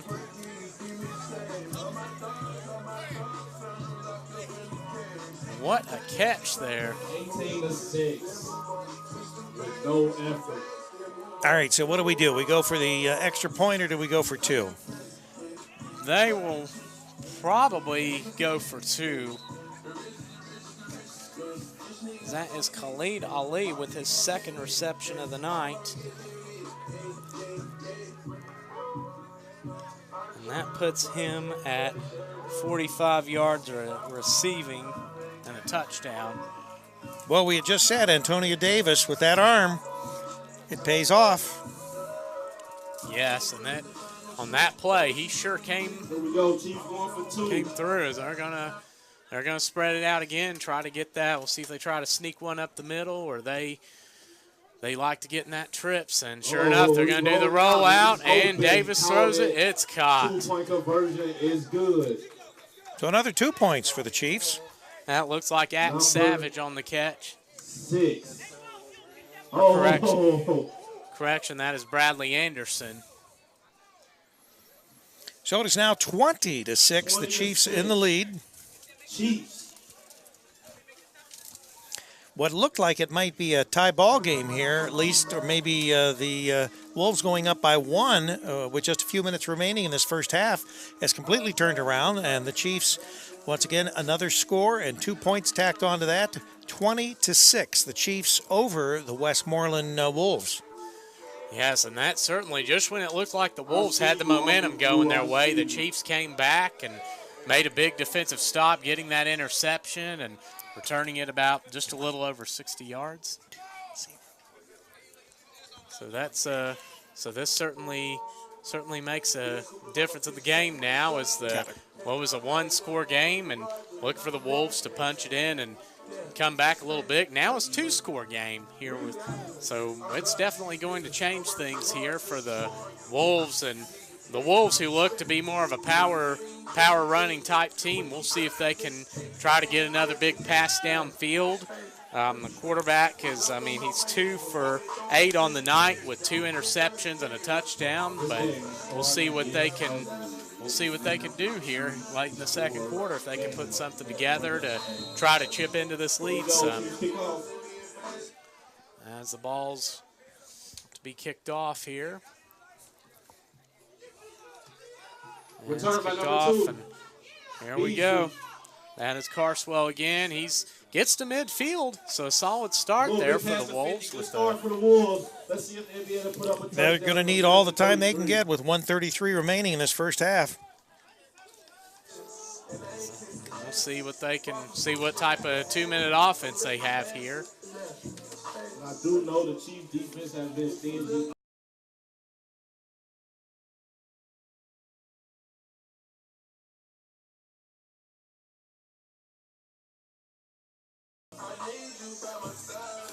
As they're coming back out on offense here, the Wolves have had, I mean, it's mostly either been a big play or a loss in some form, not really a consistent. Their one drive, they punched 2 plays for a first down, but then the following play fumbled, in which Saunders picked it up. Rick Saunders ran it back for the Chiefs, ran it back for a touchdown. So we'll see what they can get some, maybe get some, convert some passes and get downfield here as they're coming out. They're With a minute 33 to go in the half. looks like that's a different quarterback in there.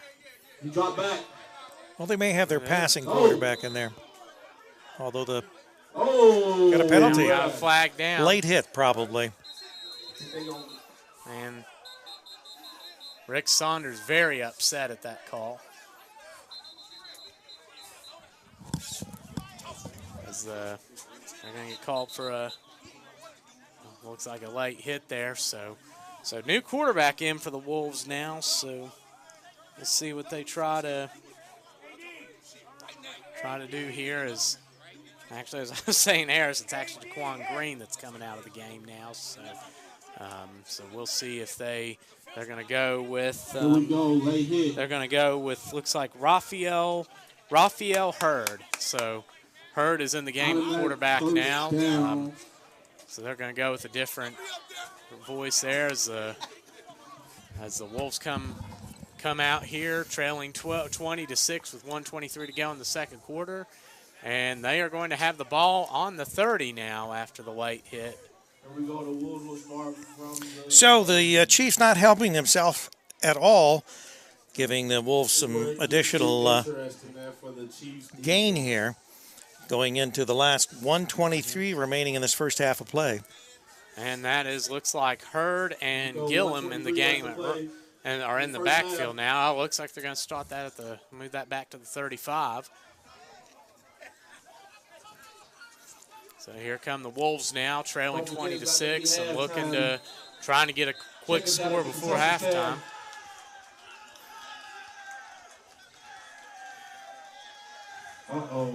And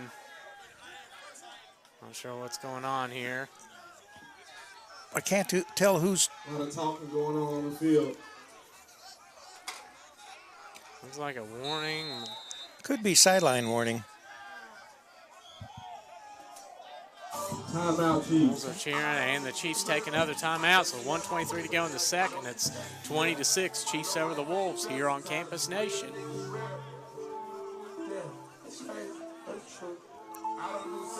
Now, once again, the NFZ No-Fly Zone Sportswear, one of the sponsors here on the BCFL and Campus Nation. We certainly appreciate all our support from the sponsors here in helping us bring this game to you tonight, as well as games coming up. And speaking of games coming up, we should see our first game May the 11th with the Southern Ohio Blaze at Chaminade Julienne Stadium with the Dayton Hornets. And that'll be a heck of a matchup. The Hornets, who had a lot of success last year in the PAFL, and the Blaze, who were in Tier 1. The Blaze, who are in Tier 3, looking to prove that they're a legitimate contender in the league. So now with both in the BCFL, so that'll be a great matchup. It's always fun to do games from Chaminade Julienne Stadium. Beautiful stadium there in Dayton, Ohio, virtually downtown at Chaminade Julienne, and great Catholic school in the Dayton area, and they excel in so many sports there. But the Eagles, they've had some storied programs both in girls basketball and also years and years ago with Chaminade High School as far as their football program. Oh, wow. It's always good when it's in a tradition-heavy atmosphere like that.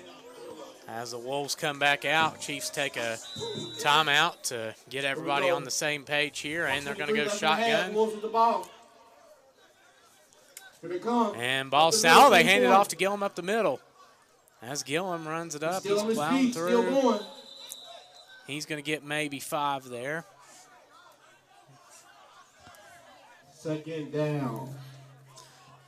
And certainly a nice way to try to sneak one up on the Chiefs. I can't see the mark. Second down. Second down, looks like we are at the, 30-yard line? 35? Run. As Hurd rolls out, he's looking deep, Oh, and took it.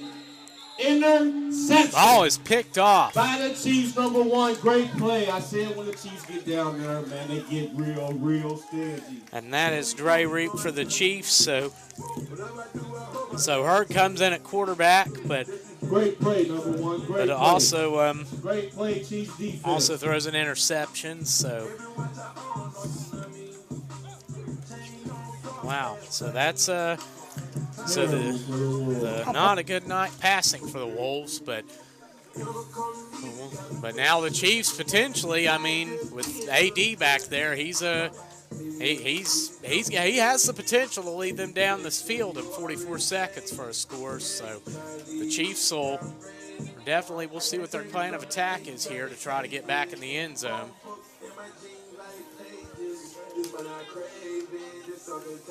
Which AD, who's 5 for 12 right now, and he has one, let's see. 44 seconds left in the half. AD has 121 yards at this point. Not bad. Not bad night so far. That's just first half.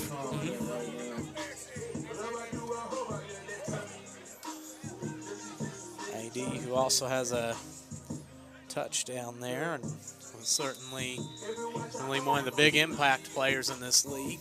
For those of you that don't know, Antonio Davis's son plays for Division II Urbana College, and we have showcased his talents. He also got hurt last year and didn't finish the season, but I don't know whether the family is injury prone or what here, but anyway, hopefully he'll be back and playing at Urbana. Yeah, certainly wish the best for both of them, and always unfortunate when an injury. Well, you know, Antonio, I think he's like 83, so he's doing pretty good for age 83. He's an old man. I mean, he's got a lot of gray hair on his head. Are you talking about yourself, Rick? Good thing we have your mic off, Sydney. So incomplete.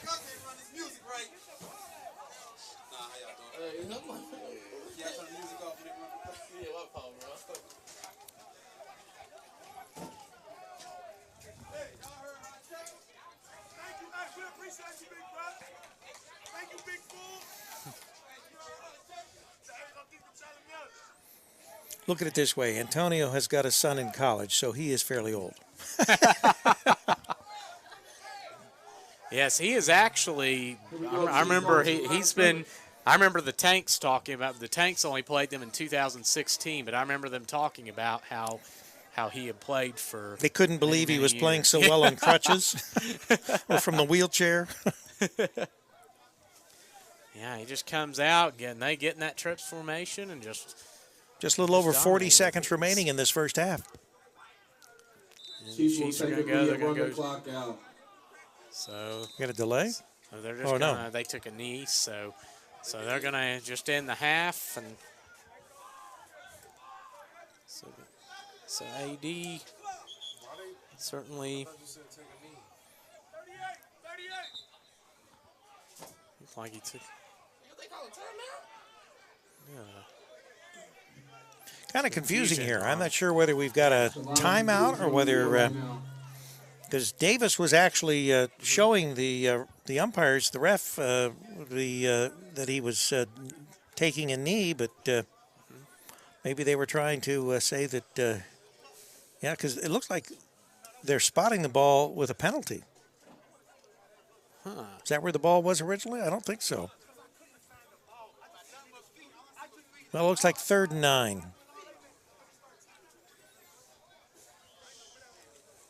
So here we've got 38 seconds to go, so it looks like the penalty. So that's going to be a 3rd down for the Chiefs then.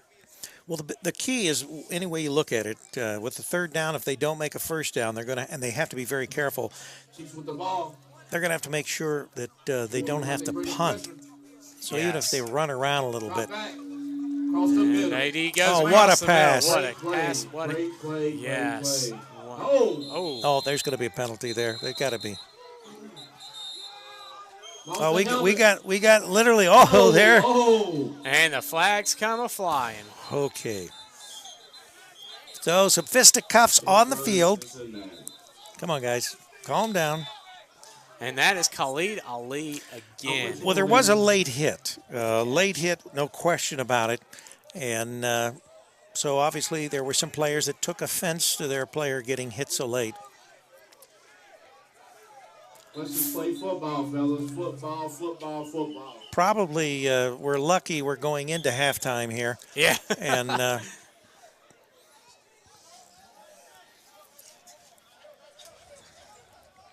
Is it halftime yet? refs maybe they should just say, look, let's all go and take let's take some time and we'll call it a 28-6, 28-9, whatever, and we'll go to the second half here.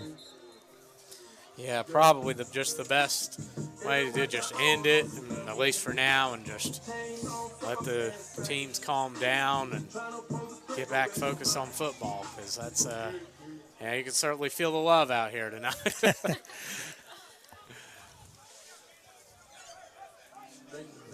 Looks like we'll see what's on what here. Looks like they're discussing the issue right now. But Trying to determine what penalties. I think that, what's going to be probably one of those offsetting things, unless they simply call the penalty, which was the late hit.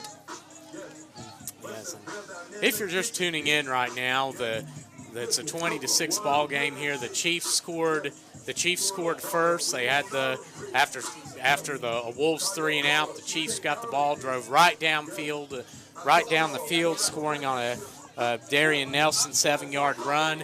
Then 3 plays later, after a first down running the ball by the Wolves, the next play they fumbled the ball, and the Chiefs' Rick Saunders scooped it and scored, and they're going to call it at halftime now. So. And that's what I thought they do, and that's the smart thing to do. When you've got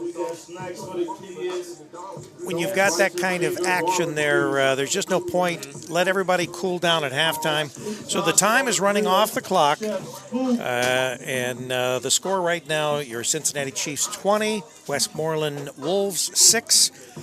And once again, we will break away for this word from, I guess, your McDonald's restaurant.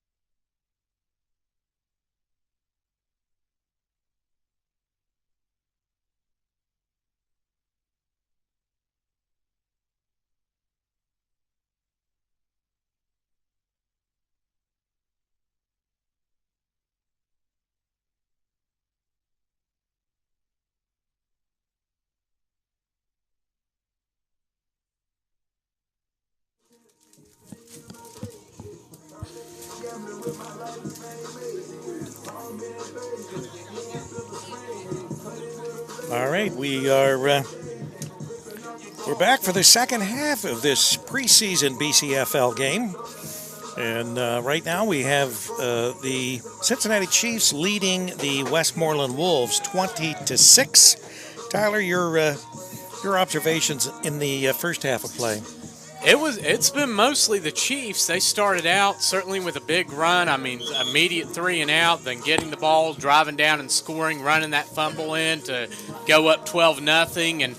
But the Wolves responded nicely. Just when the Chiefs had the ball back again, they fumbled that snap. The Wolves got it, scored for 7 yards out, and then was driving down and almost scored again before the Chiefs made a great play to run it back and then get in the end zone again on a quick pass the next play. So it looks like it's been more the Chiefs, but who knows what could happen in a game like this. The weather, it's a little bit chippy. I mean, anything can go. So it'll be an interesting second half to watch. Yeah, it'll be interesting to see whether we have the chippiness in the second half. The last 28 seconds they just ran off the clock because of the fisticuffs there at the end of that first half of play. The Chiefs is calling out for a 40-piece. And here we go. We're about to kick off again. And the Wolves will trailing 20, or the Chiefs leading 20-6 will start the second half of the ball. And the kick is off. Out of bounds. Out of bounds. Penalty. Over the fence? There goes one of those $800 footballs. Chiefs ball. The Chiefs will start the ball. I think they'll start on the 40. Yeah, they'll probably set the 40 here. So here, leading 20-6, they'll try to stick another one off the board and maybe try to put this one a little bit out of reach for the Wolves here. Chiefs get the ball on the 40. Yeah, this will be an important series here. And whether or not Antonio Davis could lead his Chiefs down the field and score, if they even put another 6 on the board, that's a 20-point lead. So this is going to be important for the Wolves to stop the Chiefs and maybe intercept or at least cause some kind of turnover where they can try to put some more points on the board, get a little closer. Yes, and their best defensive success tonight has come when they've run a little blitz around trying to sneak through the left side of the line, and they've gotten in the backfield a couple times with that, especially on the runs. So I'm expecting they'll probably try to either confuse or send a little bit of pressure on AD to start this half, as the Chiefs are a different look now. 2 backs in the backfield and sure enough, they're going for the pressure as they hand it off. Nelson's got some room. He's to the 50, getting down to 40. Wow, cutting back, and he's still going, and he gets down to about the 25-yard line of the Wolves. Wow.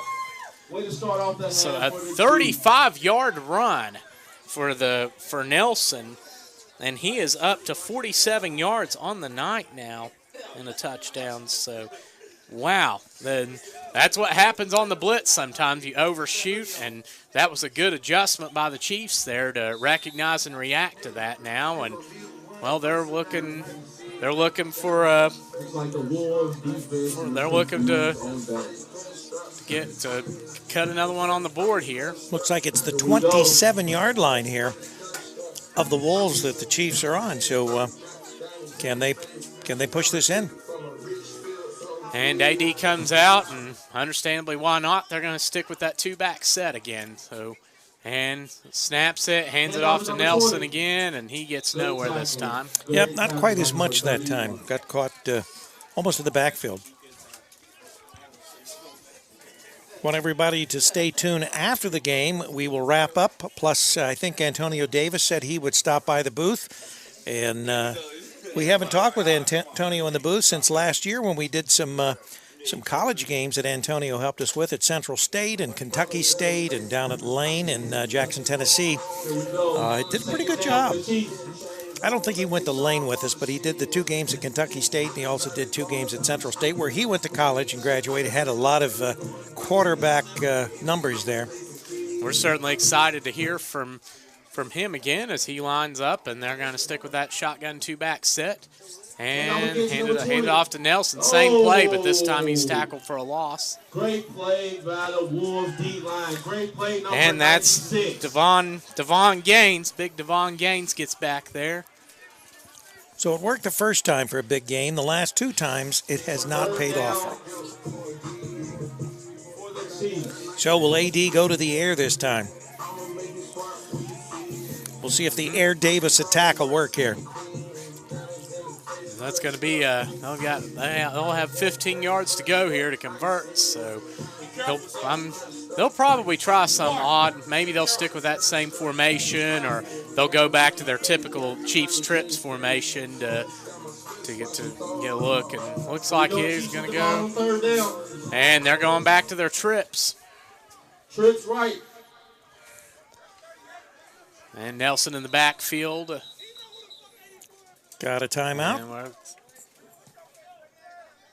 like someone. Wait a minute, are we calling a delay? Stoppage on the field. Looks like he's looking for something there.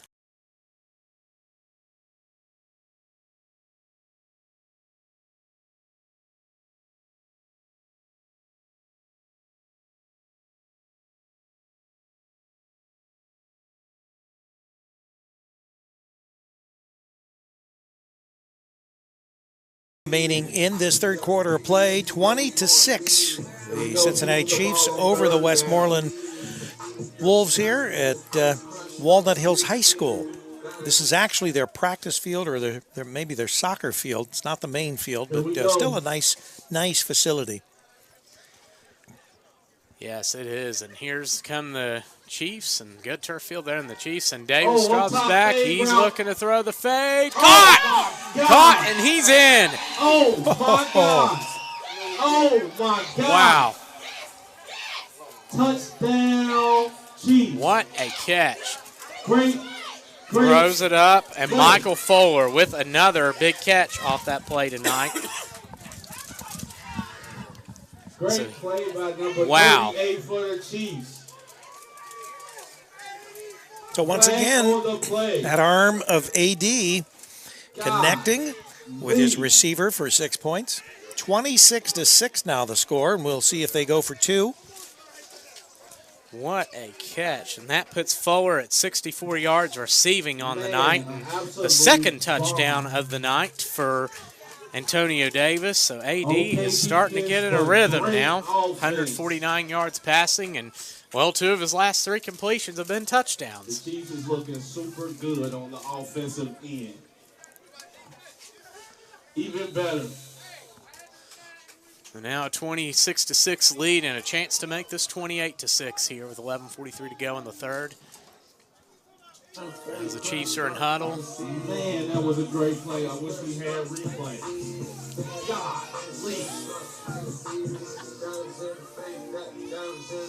And what a catch. Fuller just utilized his body to get in position there and make the play. And the result is, and that's what the Chiefs do so well with. They like to send the trips out and then isolate Fuller on the left side to get him open deep, and it's something that's worked for them for a long time. As they come out here and trips, and they might try to sneak that one across the middle here, the pass, and we'll see what they do here. Davis, nope, he's going to roll out. Oh, reverse. And looking for some room. He's in. He gets in. Great 2 points. And that is number 1, Dre Reap. 28-6. Chiefs over the Pittsburgh Wolves. So now with 11:43 to go in the third quarter, it's 28-6. Chiefs open up the game against the Wolves, and now the Wolves will have to try to put something together here to get some points on the board. Passing game, only 2 completions, 3 interceptions, and so Tyler, that's going to be the big problem for the Wolves. They've not shown us that they can really pass with any regularity, and they are in deep trouble, down 22 points now. Their only option in most cases is going to be to pass, maybe occasionally run just to keep the defense honest. But this is going to be a passing game that they're going to have to figure out if they're going to get back into this ball game. Yes, and I mean it's going to be crucial for them now, and I mean we'll see how they adjust if they try to stay with the I form or if they try to go to try to keep spreading it out and try to get downfield, try to maybe throw a lob and see what happens here. And the Chiefs are going to be looks like they might have gotten hit with a penalty on that, so that's going to. Yeah, they're actually going to kick off from the 20-yard line. Normally they'd be kicking off 15 yards to the 35, so there may have been maybe there was too much celebration there. I don't know. I don't know the rule, if there is a rule for a penalty for celebrating. Yes, there is. In this league, there is an excessive celebration penalty. So that's probably what the 15-yard was. Yeah, they probably, and given the chippiness of this game, it's probably as the Chiefs kick it off here, so maybe the Wolves can take advantage of this. Is looking, they're passing it. Ooh, comes it back. Right at the 50.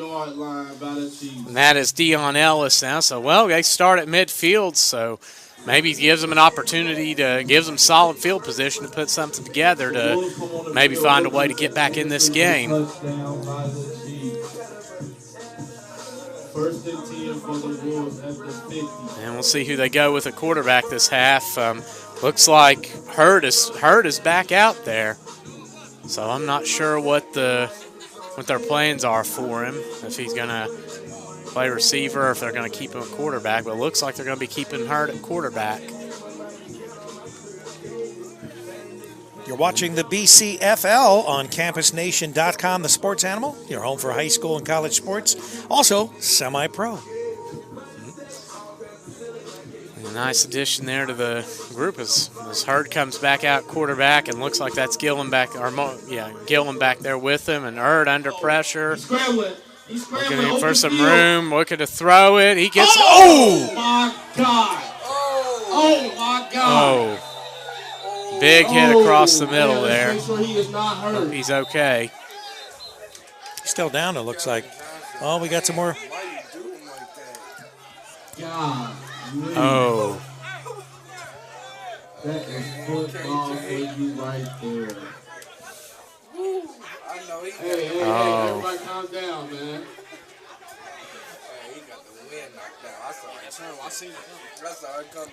We're hoping he's okay. Took a big hit there on the play. Man, let's hope he is okay.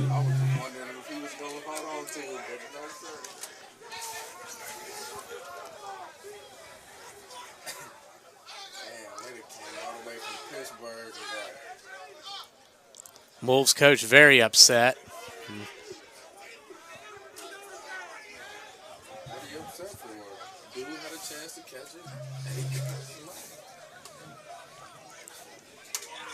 And that's why you can't fool with the ball.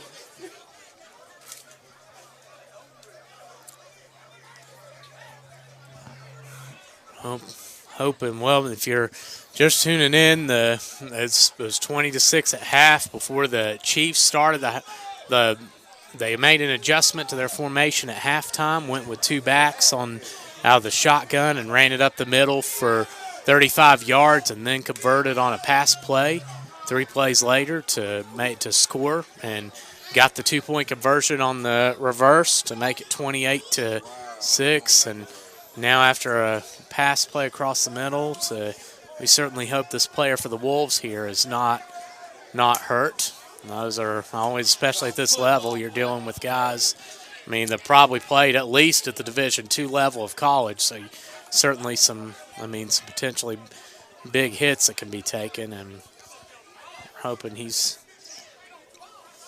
okay. Still down there as the Wolves Chiefs are taking a knee, and Wolves players are huddled around their teammate. Certainly would hope that this player's okay.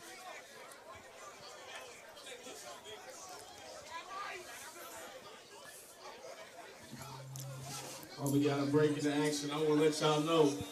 Y'all got any kids that wants to play Little League football, bring them over to Trojan Black.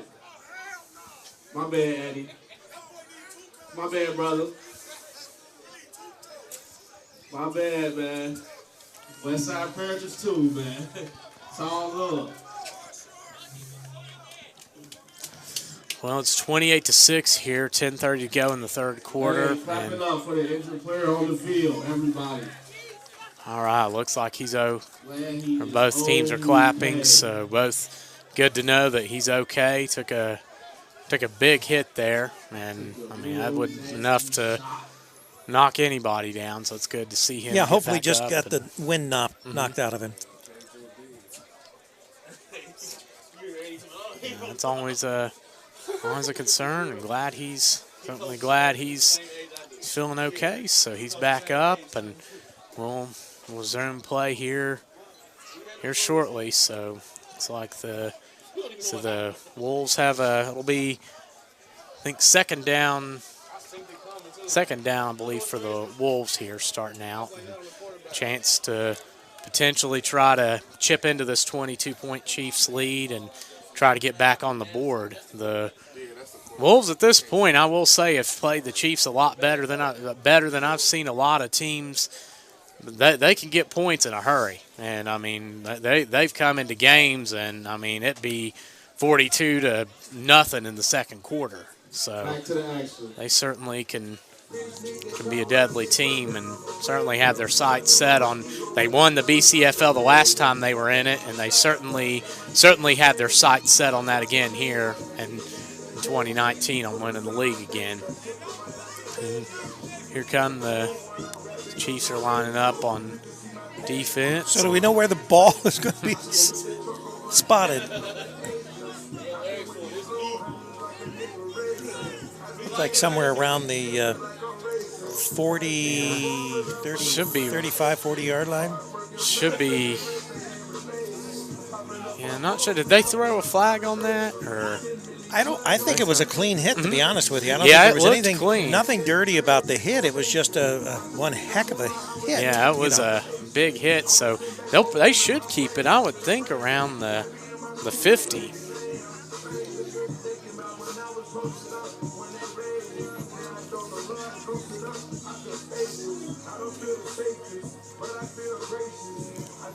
Looks like the line of scrimmage was the 40-yard line, with the 50-yard line being a first down, and it looks like there were about 4 yards to go, so a 2nd and 4, a 2nd and... Play at all tonight.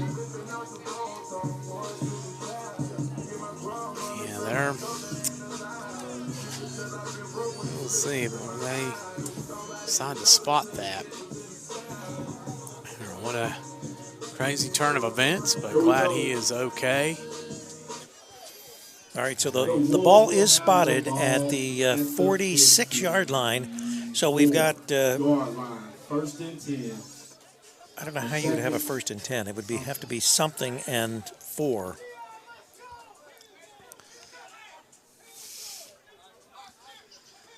And Hurd gets a snap. He's running with it. Oh, wow. Jukes the defender, but looks like we got a flag down. Hurd cuts back to the other end, looking to get some room, but doesn't look like it's there, so he gets out.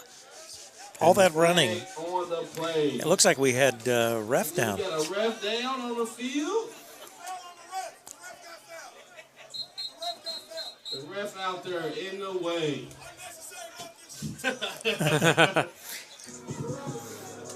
And the penalty's going to be holding against the Wolves, so that's going to move him back a few more yards. With all that lateral running, it was going to be hard not to have a hold.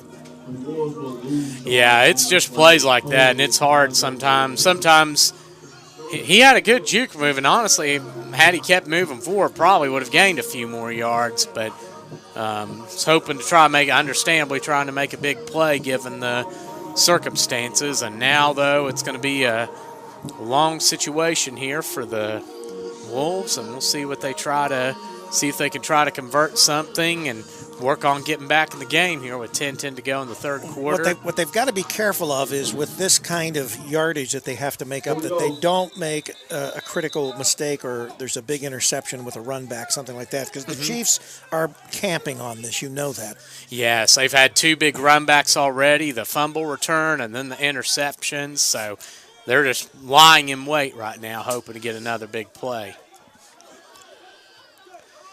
As they're lined up as the Wolves are lined up now, Erd in at quarterback, looks like that's Gillum back there with him. And the prior quarterback got moved to receiver now, so as Erd drops back, he's looking,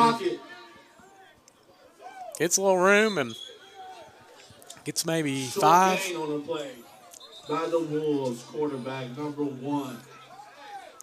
Looks like that's going to be 6 yards on the play. So it's going to be third and here we go. It is third down for the Wolves. Third and 13? About 13, yeah, it's 13 there. So it's going to be, they're going to have to. Got a timeout? Got a timeout. Another timeout on the field. So with 9:32 to go here in the third, it's 28-6 Chiefs here on Campus Nation. All right, take a short break.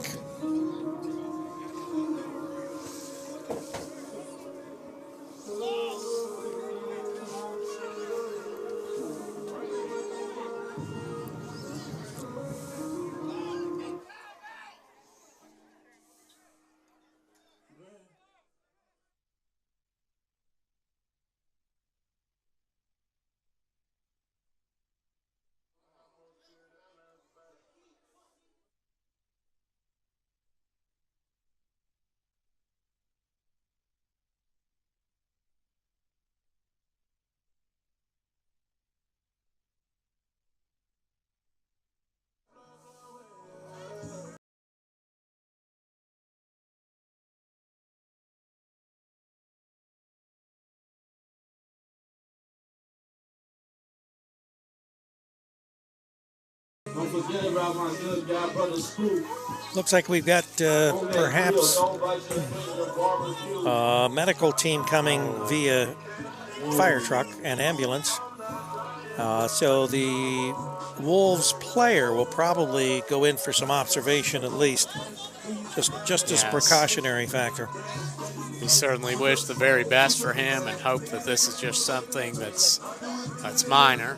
That's hopefully that he's okay. And that's always a concern. So our thoughts and prayers go out to him as we're here in the third quarter and they're pulling up there, the ambulance and the fire truck there as the Wolves are coming back on offense now. You're actually at 9:20 to go in the third, so they're going to have to convert a big third down here.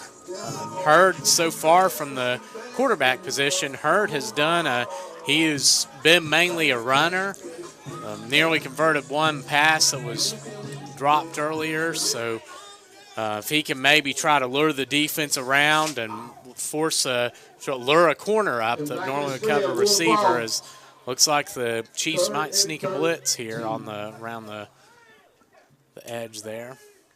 And faking the run as Hurd's looking for somebody. He rolls around. He's looking. He's running it. Hurd takes a hit there after about 5 yards. That is Anthony Berry, number 11, gets the tackle after Hurd. That's dangerous the way Hurd is taking the ball and just holding it out like that. And that can, if he comes across the wrong defender, that'll force a fumble.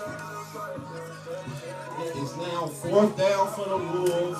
All right, so it's going to be a fourth. This is an important down here. They need this first down. They have to get this. 4th and 6 now. 8:35 to go in the third.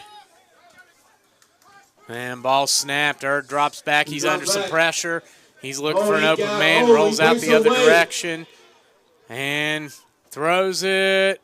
Caught. Catch by number 5 in the open field. First down for the So that's a first down for the Wolves. That's a quarterback to quarterback there as Green catches it and gets a gain of 20. Want to remind everybody that after this game, we'll have Antonio Davis up here to give us his eyewitness account of the game tonight. And also, we're going to be traveling to WLW tonight. We're going to be riding the wave with Dave on the American Truckers Network. That is at midnight, so tune in sometime between probably 12:30, 1 o'clock. We'll be talking BCFL football on WLW 700 in Cincinnati, Ohio. Yes, and we're very excited about that, as we'll certainly have quite a game to talk about here as the Wolves are lining back up on offense, hoping to get in that end zone here. 8:17 to go in the third, trailing 28-6, and they're going shotgun. Hurd, who just completed his first pass of the night. Looks like he's making an adjustment at the line there. And the ball is snapped. And ball's thrown and caught. And that's caught. Oh, just slips up there. And that is Dion Ellis with his first reception of the night. 8-yard gain for number 7 of the Wolves. It is now 2nd and 2. And that's so Hurd now 2 for 5 on the night with 28 yards and an interception.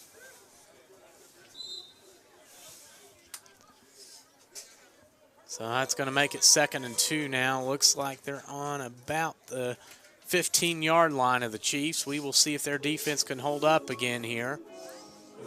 This would be important if the Wolves could at least push this in and maybe add at least 2 more points. If they could cut the lead in half, with a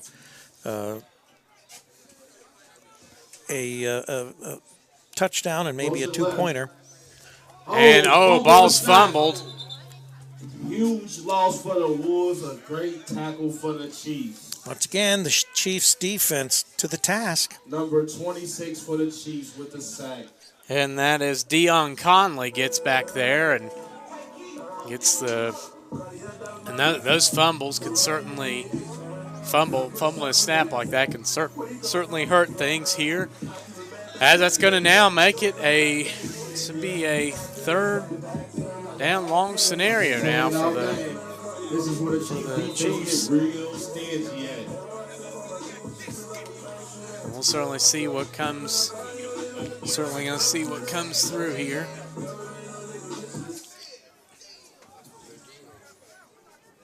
All right, a big play here for the Wolves. It's much needed here as they try to claw back into this game. And Hurd drops back. He's looking under some pressure. That pocket's having a hard time holding up. And Hurd runs around the left side. He's got a little bit of room, and he gets. Is that a touchdown? He goes out maybe about the 8-yard line. Still a great run. Great run. He is a hard guy to chase down. Yeah, very elusive, and I think that that results in a first down, doesn't it? That does. He's awful close to it. The Wolves are threatening to score right here. Looks like that's going to be first and goal. For the Wolves in this third quarter. Can they get in the end zone? Looks like that's going to be on about the 3 or the 4. Timeout, Chiefs. Oh, and the Chiefs take a timeout. So here with 5:30 to go in the third quarter, Chiefs are leading 28-6 here on Campus Nation.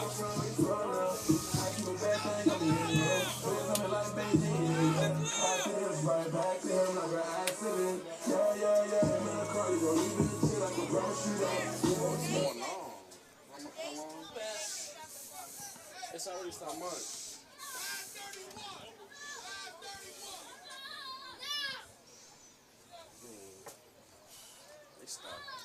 Hey, where's my football at?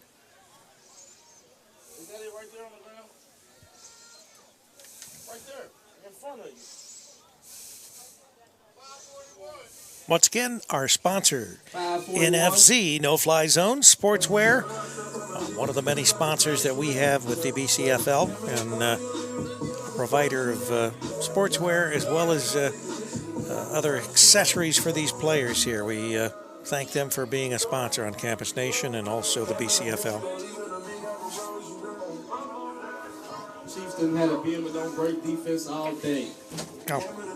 Let's see if they can keep it up right here in the trenches.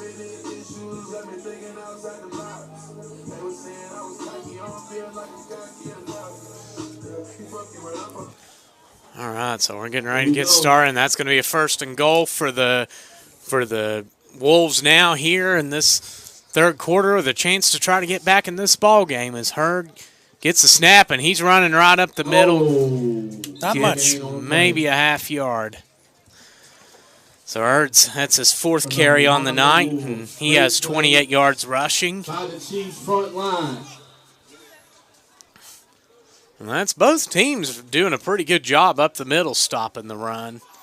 The only play that really anybody's gotten loose is when the Chiefs sent Nelson on the first play of the second half, and they ran that fake play to get him going and got 33 yards. And now here come the Wolves on the trying to punch it in there.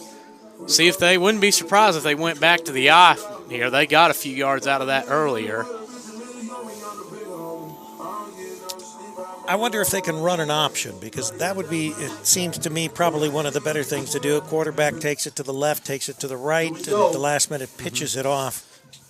That would be, yeah, that's a good point, especially with this quarterback with his athleticism. They're looking to throw. Hurd under some, as usual, under some pressure. Oh, he's got a guy wide open on the other end, but didn't see him. No gain again on the play. Great play by 0 of the Chiefs. And that swarming defense by the Chiefs. Great job. It's like you said, they step it up. It's hard to score on them when they get in the when a team gets in the red zone. Now 3rd down, 3rd and goal for the Wolves. Can the Chiefs keep it up? I'm pretty sure they're going for it on 4th down. This is 4th down territory.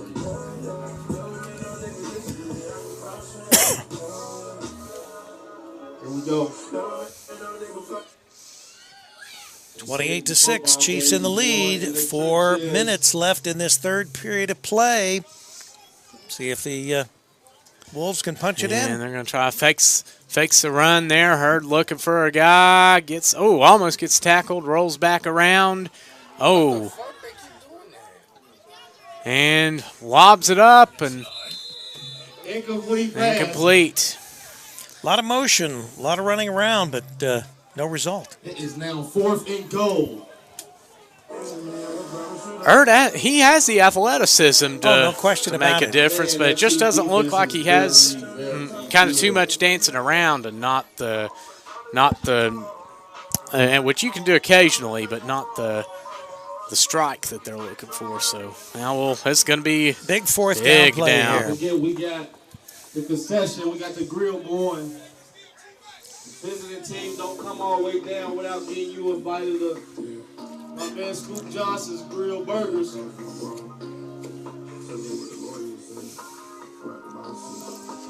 I will say those hot dogs here very much at the spot. They were the great cheeseburgers. Yeah, yes. good food. Don't bite your finger, barbecue. Get it while it's still hot. Here we go. 4th down. a big 4th down here. To Wolves trailing 28-6, 3:34 to go in the third quarter. Wolves come in with a new quarterback. And, different look here. Pass. And fakes the throw. They get to him. Right. Did he catch an incomplete pass? Incomplete. Great job. Out of bounds. Chiefs. That was Corey Page into the game at quarterback for the Wolves. So this will be a turnover on downs for the Chiefs. They will take over deep in there. Downs at the 2-yard line. Yeah, 2-yard line. We'll see how the Chiefs, what they try to do here. Both teams have struggled a little bit running the ball, so with the exception of one play for the Chiefs. So we'll see what they try to put together here. If you're the Chiefs, just try to get that first down, get a little bit of breathing room. And, of course, if you're the Wolves, just try to go for that, hope to force a safety and get the ball back. Antonio Davis, what he has up his sleeve, we won't find out here until this next snap of the football. But we're hoping he'll be up. He said he'll be up after the game to give us a few of his words of wisdom. Antonio Davis, who's played, I know the last time when 2016 the Chiefs dominated their way to winning the league, and Davis, who was a big part of that team, now comes comes in, gets the Chiefs in the huddle. He looks like he's in full gear from his recovering from his injury from last season. So He's played very well tonight. 2 touchdowns and 149 yards in the air. not too shabby. So we'll see what he can. Here we go. Tries to maybe Chiefs go on the for 2, 1st and trying to 10. go for another score here. Put this game out of reach. Chiefs up 28-6 and have the ball. And they're gonna throw it. And he Oh, quick great one-hand strike. catch by number 20. Wow. That was a great catch. And that is Darian Nelson there with his first reception of the night.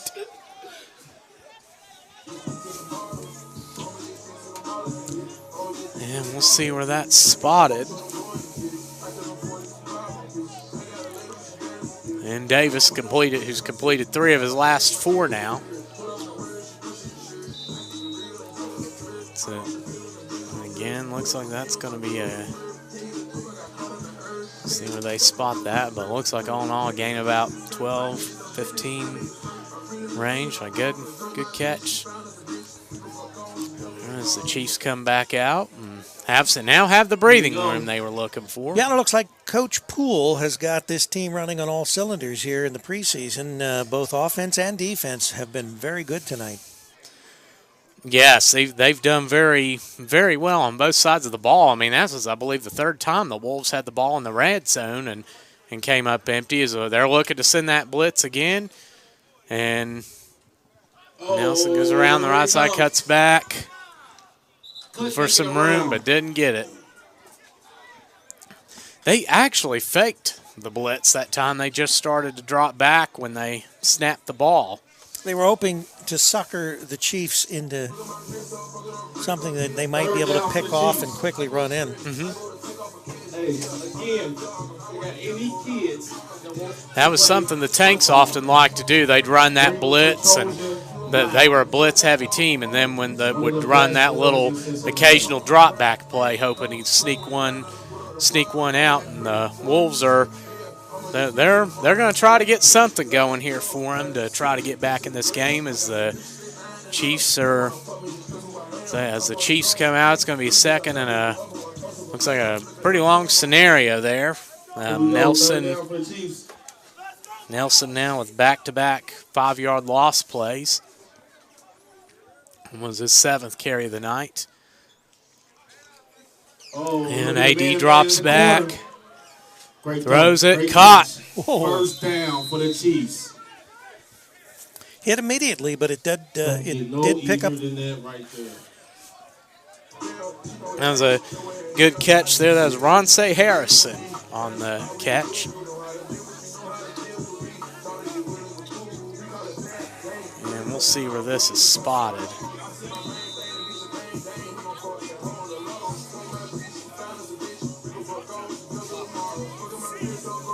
Looks like it's just short of the 25-yard line. Okay, so that's... Here we go. 1st and 10 for the Chiefs. Okay, so that'll be a first down Right, for 1st and 10. That'll be a gain of 15 yards.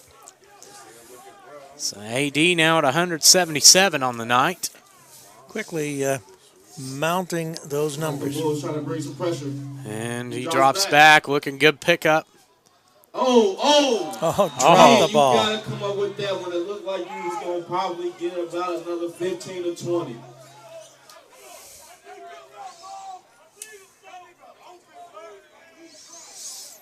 Probably heard the sound of some footsteps.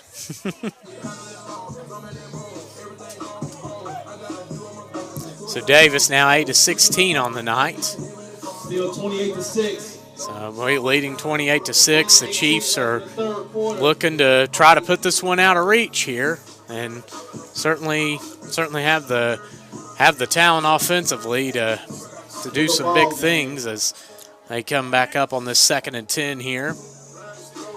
Minute 18 remaining in this third quarter of play. I gotta be politically correct, bro. And Davis comes up, getting their shotgun. Twins wideouts, or trips right. And showing the blitz. And Davis drops back over the middle. Wow. Drew is back there dancing. He had all day. Great catch by First down. And that is First down for that the is Chiefs. that's Darian Nelson, and a good catch for him. His second on this drive now. And that's a 20-yard gain for the Chiefs. And puts AD at, I guess we'll keep our tracker 197 now for him. So 9 of 17 and 197 yards. As the Chiefs are approaching midfield here as we get near the end of the third quarter, Chiefs leading 28-6 over the Wolves.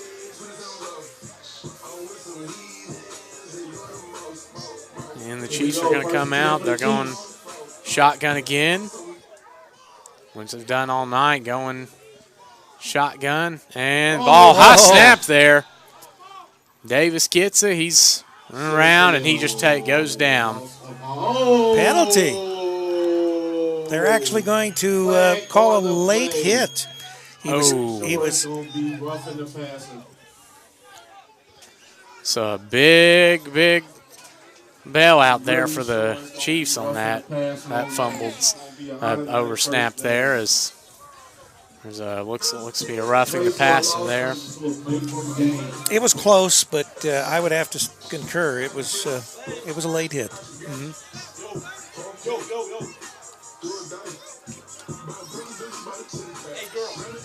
So now we're getting ready to start the fourth quarter here. Third's ended. The score: the Cincinnati Chiefs are leading the Westmoreland Wolves 28-6.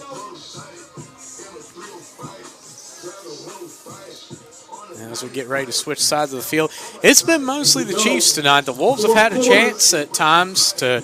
They had a pass interference call in the first quarter that put them deep into Chiefs territory, but threw an interception in the end zone, and then as they were driving later on, they threw another interception, before halftime, which the Chiefs ran back, and the next play converted a pass for 22 yards to get into the end zone to make it 26-6, and just now the Chiefs with another big goal line stand as there was a first and goal on the 4 for the Wolves, and they did not convert. The Chiefs held them out, and then got enough yardage to get them out of the situation after starting 1st and 2 on their own in their own territory, and now we're on about the 35-yard line here, their own 35, and we'll see what this fourth quarter brings about. And as the Chiefs, I'm sure, are going to be looking to, number one, trend the clock and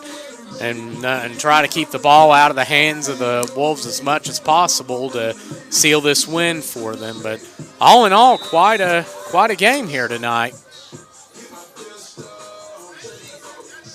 And the Chiefs are coming out on offense. It's AD at quarterback again, and they're going to go shotgun twins here, leading 28-6, and the ball snapped. AD under some pressure. He's throwing it deep. He's got it. Oh! Because they was cooked. Golly. Ouch. Man, incomplete pass for the Chiefs. And the Raphael Dell, the speedster, got open, but just couldn't quite haul it in. So that's going to be incomplete, but certainly good effort there.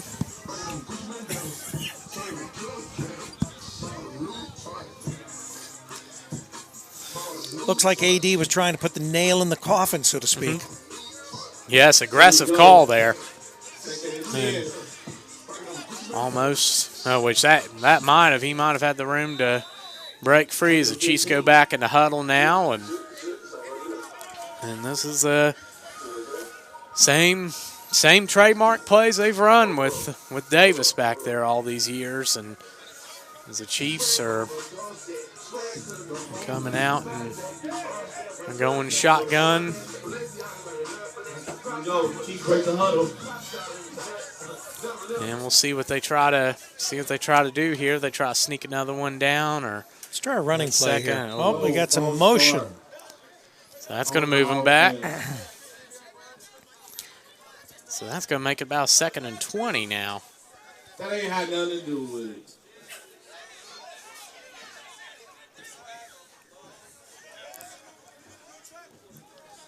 it. Here.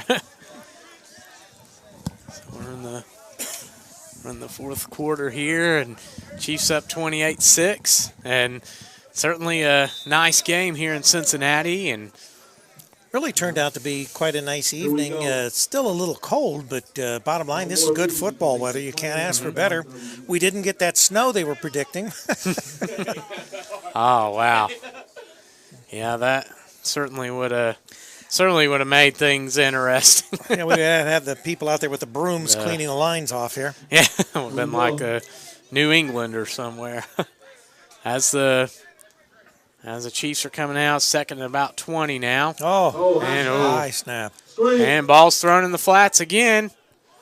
And looking to get some yardage there, and he's brought down. Short game for number 20.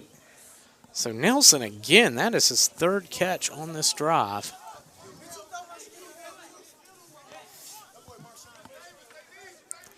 Nelson has 3 catches, and we'll see exactly where they spot this for the yardage, but it looks like it's going to be a gain of about 2. So Nelson has 3 catches for 35 yards now, and all of that coming on this drive. It's been a nice night for Nelson. 70 total yards, including a 7-yard touchdown run and a 33-yard run to start the second half. He's had a couple times he's been tackled for losses, but both of these defensive lines have played.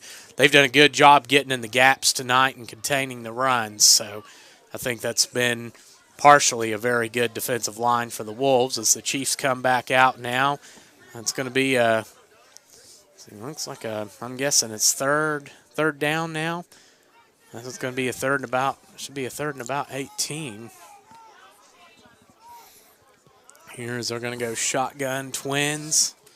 Looks like Nelson's going to run up to the right of Davis. And ball snap. He was rolling out. And he's brought down. Good defense. Did a nice job there getting the sack. And that is Simeon Bishop. It is now 3rd. That's some of the big defensive lineman gets a sack. So it is 3rd down now. Okay, so 3rd down. Okay.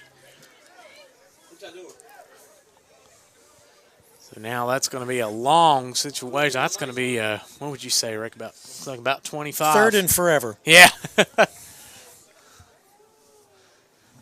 3rd and extremely long there. So basically, AD ought to try maybe just a shorter pass and hope that they can run the ball. The longer he's going to hang on to it, the more chance he's going to get tackled. So he needs to get rid of the ball quickly. They're going to be coming. There's no question about that. A quick, short pass and let the receiver run the ball. Yes. See what we can do here. Yeah, because even if they don't get the first down, that'll give them a little more breathing room for a punt. Nice play by number 8, I believe, of the Wolves. Yes, and that is Ray Robus. Yeah, and prevented that completion there. So dangerous throw there. He was into some traffic, but so that's going to be a 4th down. But so what's the flag? Do we have a flag on the play? I don't see any laundry on the field, but looks like it was against the Chiefs, which is declined. 4th down. So it'll be 4th down. Now that'll probably be a punt. This will be the first punt of the game, won't it? I haven't seen a punt all night. You recall a punt? No punts. Let's see, one early on, I think, but that was it. The one the Wolves did on the first drive, but that was it. So we'll see what they – oh, yeah, because the Chiefs, when they were forced to punt, they tried to – or maybe they were going to go for the – and looks like maybe the Chiefs punt out a shotgun. Davis, I don't think he's still back there directing traffic, so it looks like. It was a very risky move there. Oh, motion. Motion, and he made the False start on the play. and he made the indication like he was going to punt. So Yeah, that must it be looked what like they do. AD was going to punt, but all that's done is dug them even further deeper into their territory.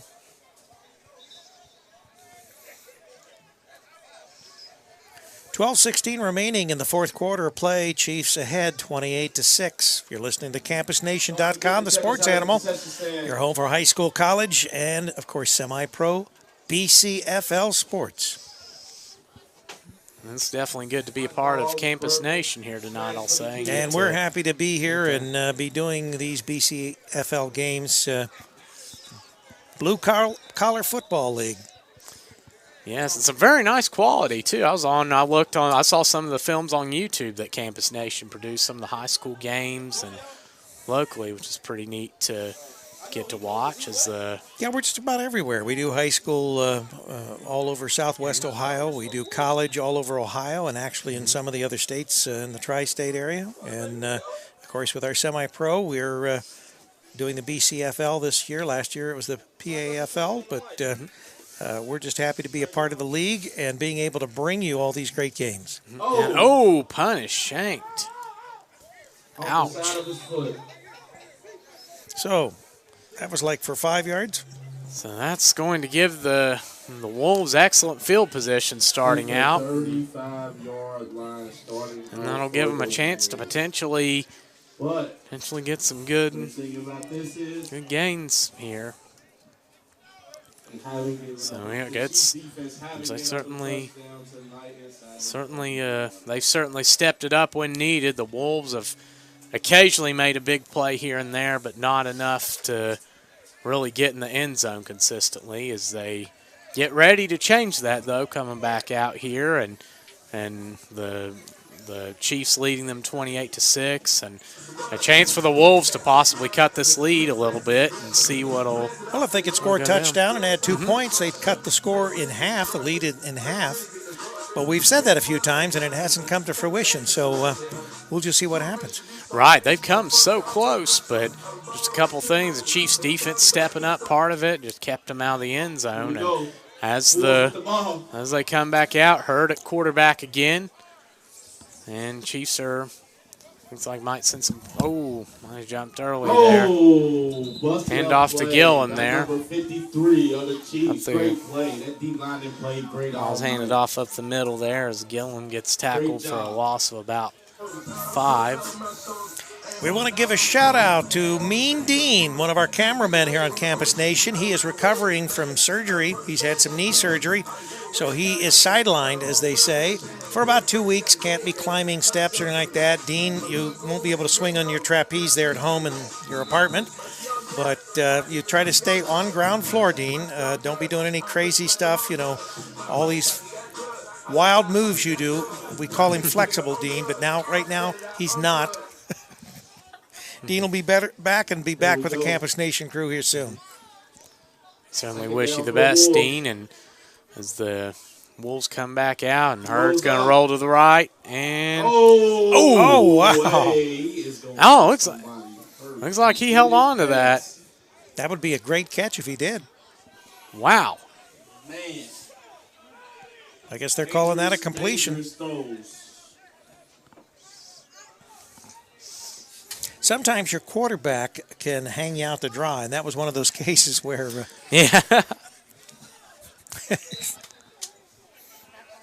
So Hurd now completed 3 of his last 4, and is potentially could lead the Wolves downfield here. He drops back under some pressure. It's time to dance. Wow. Great tackle by number 21 of the Chiefs. That is Aaron Moore on the sack. So Moore runs Hurd down.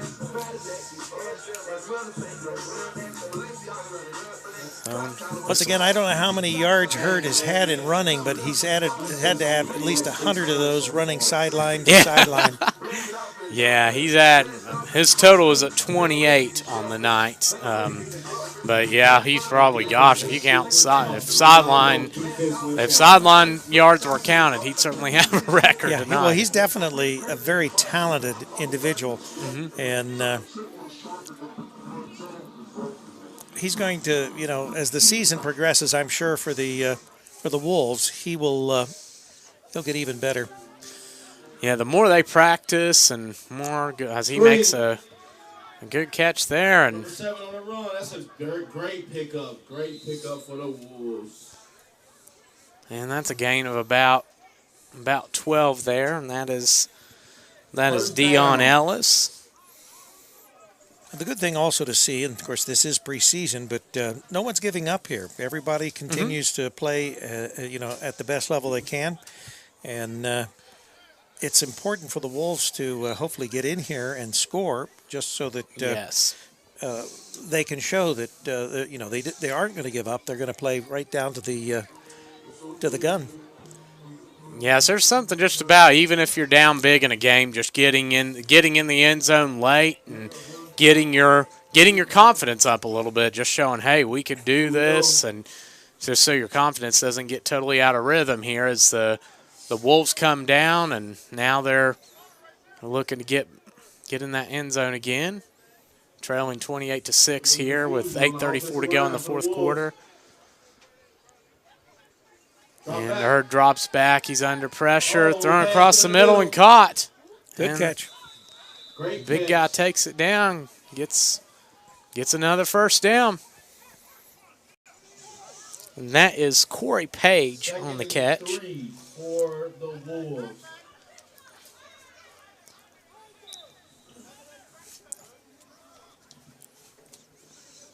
The Wolves need to speed it up. 8 minutes remaining in this game. And Hurd now running. He's got some room. He's going, and looks like he's in. Touchdown Wolves. Great run by Hurd. Wow. Raphael Hurd. He looked like he was shot out of a cannon there. Yeah. I mean, he just turned it on. Great play, number 1. So he uses his athleticism, and he gets into the end zone tonight for the first time. And we'll see what the Wolves do here for the 2-point conversion. But they're down, but not out. 2-point conversion right here can really change the look of this game. So this will be huge. Obviously going for 2 points. No one has tried to kick an extra point here. All night it's been 2-point attempts. And there were very few in the BCFL. Only 2 teams I could think of last season kicked extra points. As the Wolves line up. Somebody got to make a of the play. 2, which the Wolves might in their league, given that they play by college rules. And ball snapped. Hurd under some heavy pressure and gets tackled. Oh, he didn't go down. No. Oh, he didn't call him down. So. Oh, great play. The whole place stopped. Everybody thought he was down.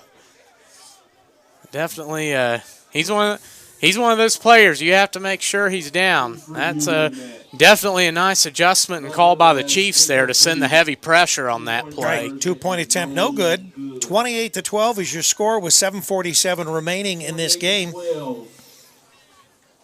BCFL football on campusnation.com.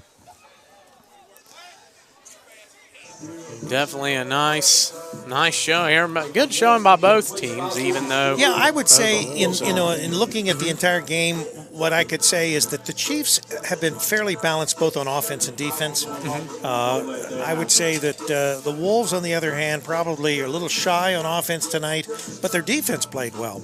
Yes, and that says a lot given the Chiefs, because the Chiefs are just known to just stack points up on teams.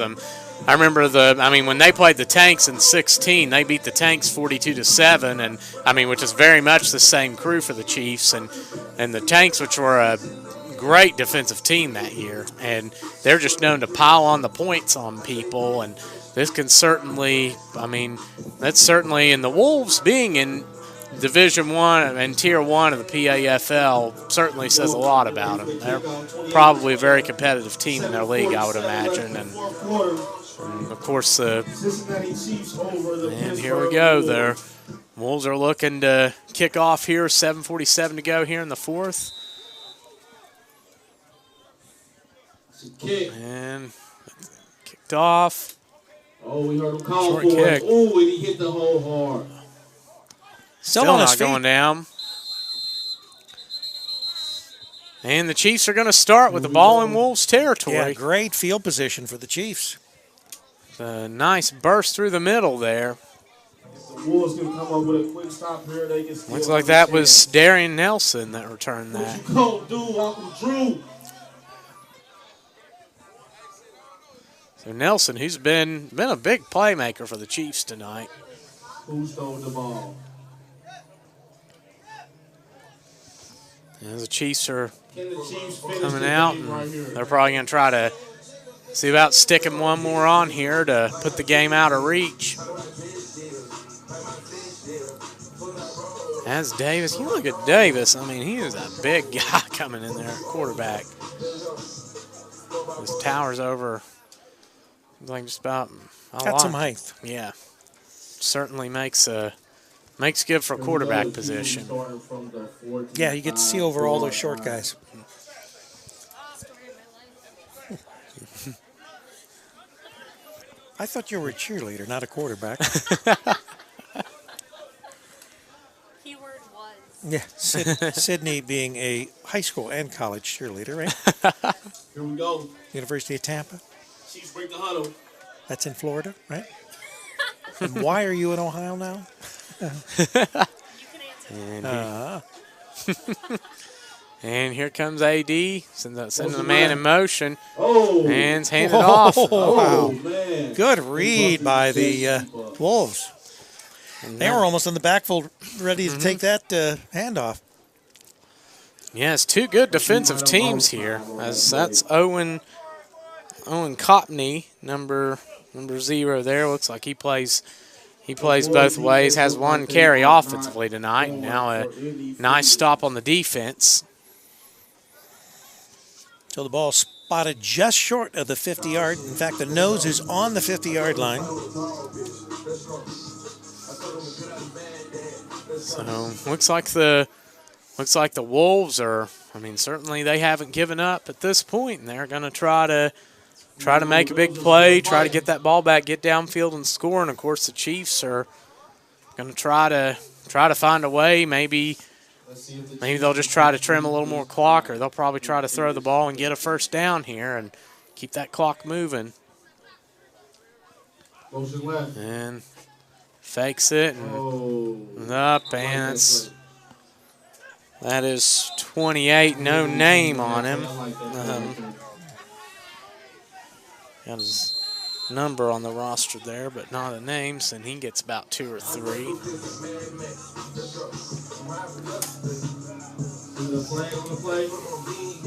Got a player down for the Wolves and a flag down as well. Actually, a couple flags.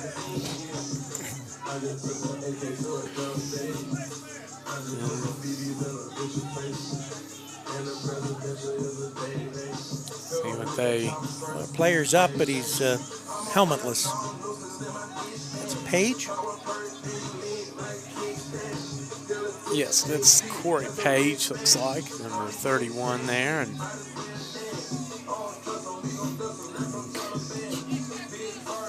there's some talking there. Looks like the Wolves coach, once again, has not been happy tonight. So he goes back to the sideline, and looks like the Chiefs are going to be. 6 minutes left in the fourth quarter. Looks like they're going to be moving back a little bit. Chiefs still lead the Wolves late in the fourth. So that's going to be on the Chiefs. Chiefs break the huddle. He said, I don't have any music left. So that clock's running down here. 5:36 to go in the fourth. Davis drops back. He throws a fade. He's got him, man. Oh! Oh! Hit him in the hands. Man, that type of pass always hurt. Incomplete pass. I can't tell whether it was over the wrong shoulder or not, but Twice that's happened that was tonight a now. great pass Ouch. by AD. Man. Ah, incomplete. Great What? throw by Uncle Drew. Nice throw, but just that's. And, of course, it's early in the year, so you expect early on these types of things to happen more than later in the year. Once again, I want to remind everybody that after the game here, actually after midnight, we are going to take the Campus Nation crew to WLW, the big one, 700. And we will be on Riding the Wave with Dave on the American Truckers Network live tonight at midnight. We'll be there for a couple hours to talk to Dave about the BCFL and whatever else comes up. It'll certainly make for an interesting evening as AD punts. This time it's a Good punt. the one there. Takes a Oh. bounce, good bounce.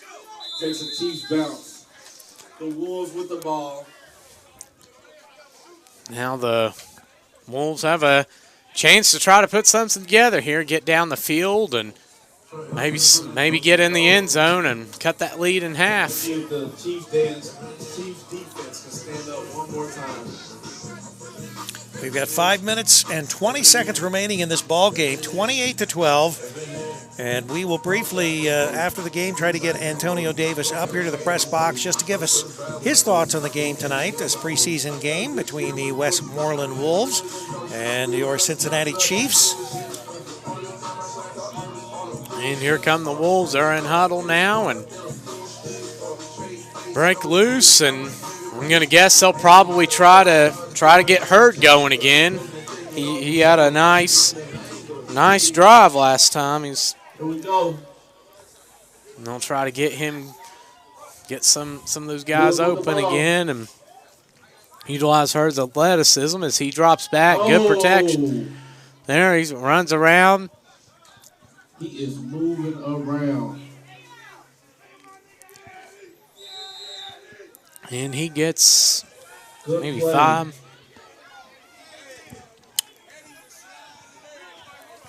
From the big guy, 94. As elusive as Hurd is, you almost have to stay a few steps off of it because he's going to juke you, and he'll be gone like a bolt of No huddle for lightning. the Wolves.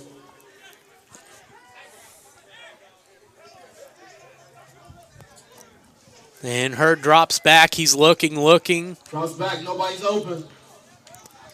And he's hard got to bring down. Looking for some room around the side. Cuts back and gets tackled again. 8. That looks like that's going to be close. It looks like he got the first down. Swarm into the ball.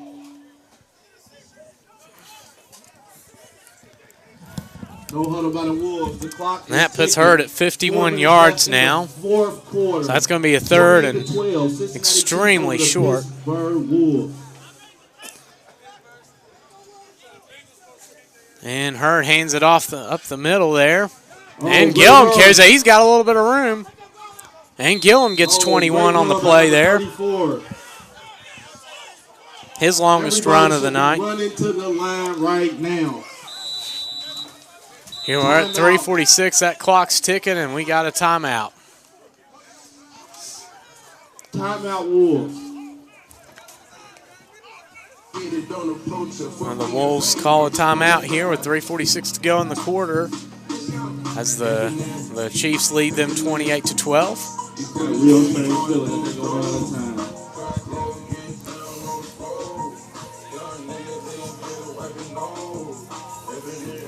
And if you're just tuning in, the Chiefs have led the entire way. They opened up.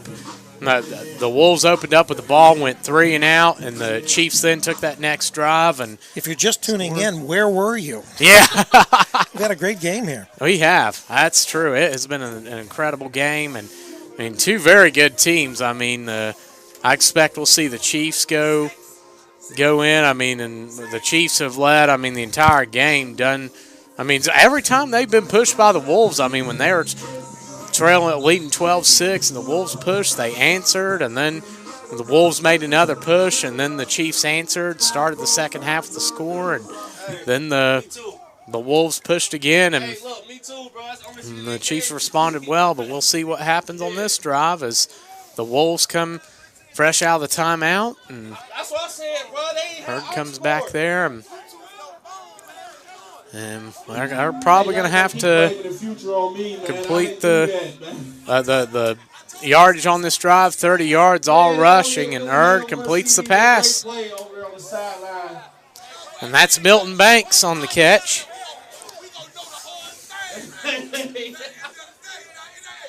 And Milton Banks gets about 8 yards on that catch. Yeah, I'm futured out with y'all, man.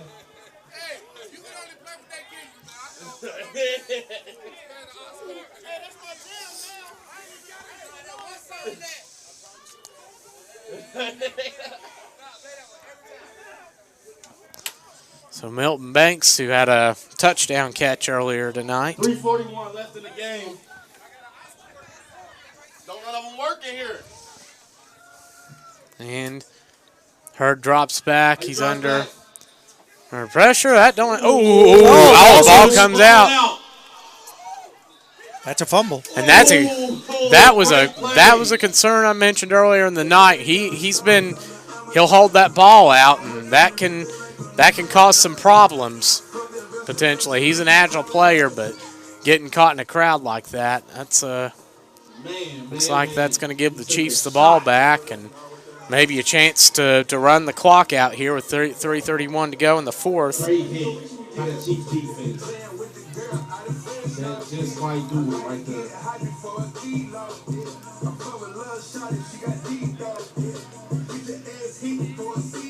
And the referees are discussing something. Well, I think they're trying to determine whether they think that it was a fumble or whether he was already down. If his knee was down, obviously he's down, and it's still the Wolves' ball. But that looked clearly to me like it was probably a fumble.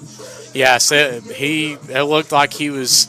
I mean, it might have been down, but in all likelihood, I mean, he was holding the ball out and just didn't have it under good control and probably got squirted out of there. So, and I think the Wolves, their coaching staff, that's what they're trying to say, that he was down, that his knee was down, and that it's not a fumble, but they're pleading their case with the referees. The umpires are not having any part of it, I don't think.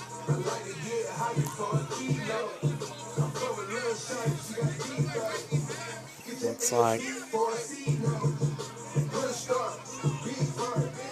they're motioning. Looks like they're continuing to discuss the issue. Yeah, I can't see whether Antonio Davis is on the field or whether he's still over here on the sidelines. I don't see him.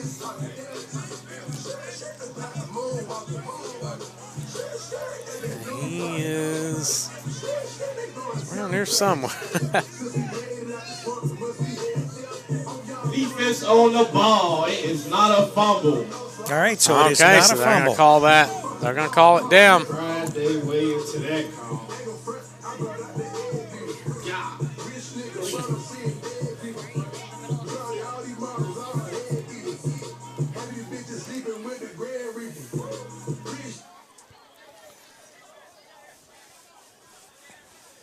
And the Chiefs expressing some frustration. That call as the Wolves get ready to go back out on offense, trailing 28-12, and a chance to potentially cut into this lead and hope to make a late surge to come back and maybe tie the game and send it into OT. That's going to be they're going to have to complete some. They're going to have to move the ball some more than they have been to be able to make a late surge at it. There's AD. The Wizard. No, I'm going to get it. I just heard it. I was like, shit, I'm going to get this. So AD has a ball, but I don't think they're going to let him use it. Number 18. Yeah. No, it wasn't. It was 19. Ain't coming back. Now Here we go. Oh, goodness. Not just yet. The Wolves say, not just yet. Uncle Drew, you ain't on defense, man. Golly. He out there trying to play corner. All right, so the Wolves will retain possession. The ball was down. Apparently, the knee was down. Hurd's knee was down, so we'll see what happens now. And here come the Wolves. Ball snapped. Hurd drops back. He's on the move. Throws. That's complete. And that's Gillum. Goes down the sideline. Gets out of bounds. Nice little rainbow pass over there. At the 16-yard line. Oh, wait a minute. We got a flag back here at the 45-yard line. So something has been. Wolves are threatening to score. I think the ball's going to come back. Wow. Going to be a bad penalty here. Like a bit of a late flag there.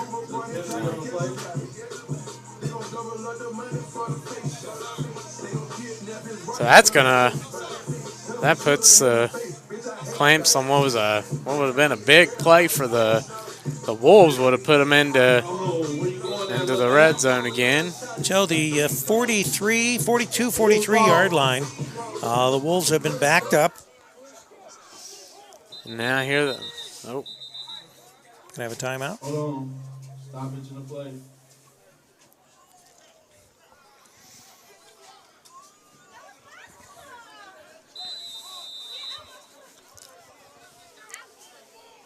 Here we go. Here come the.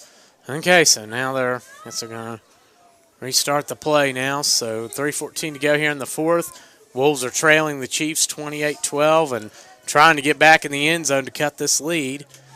As Hurd rolls out, looking for an open guy, fires across the middle, incomplete, and nearly picked off. Man, almost picked, almost caught. Dre Reap nearly had his hands on that.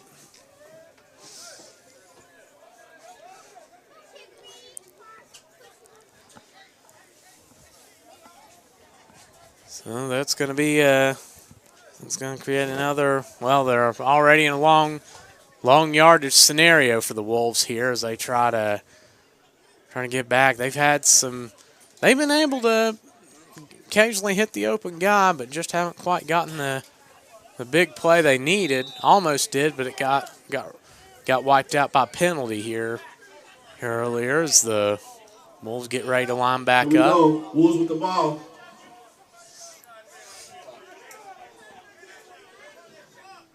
And they're coming out, shotgun, two wideouts to each side. Balls, Hurd's drop back. He's looking. And he on the move. And he's looking in. Yeah. Oh, wow, he breaks through the huddle there. He's got some room. He's scooting down the left sideline, and he's in. Touchdown. Great run by number one of the Wolves. Whoa. Raphael Hurd gets his second touchdown of the night. Not just yet. Wow. An amazing run by Hurd. 32 yards to get to the end zone. And just like that, I mean, wow. Like a cheat code. And this is going to be a must convert for the Wolves now, down 28-18, and they're going to have to get this 2-point conversion. And they're in huddle to talk it over. The last time they did this, the Chiefs came out and sent a heavy blitz at them, which they haven't blitzed a whole lot tonight, but they'll see if they can. If I'm the Wolves, I just try to utilize Hurd's athleticism. I wouldn't be afraid to go back to the eye and maybe try to punch it up the middle. But since that's got worked for them a little bit here tonight, and of course, if you're the Chiefs, just try to find a way to mix it up. Well, the bottom line is if they can score 2 points here, they're within a touchdown of tying this game up. Yes, and that would. And I mean, this is very critical here.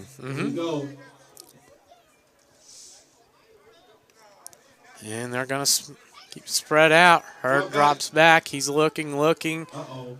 Rolls out. Rolls out. Oh, And off to the he's races. gonna- Oh, where is he going? Oh, Oh, Man. not to be Bad this time. choice, Bad mistake by the quarterback. The 2-point conversion. so now the Wolves 0 for 3 on 2-point conversions on the night. And that was the very critical one because obviously with 2:43 remaining, it's going to be very difficult for them to come back and make any attempt to win this game. That's going to make it a lot more difficult for them. And 10-point game. now we'll see what they try to do. Their best hope probably would be maybe the Chiefs coming out in shotgun. They fumbled a couple snaps tonight. Their best hope would probably be maybe some kind of turnover and a quick touchdown and maybe getting the ball back on an onside. But not to say it would be impossible, but I anticipate the Chiefs are going to be gunning to try to just run the clock out here or take off as much time as possible. So we'll see what they come out in and how they look running it.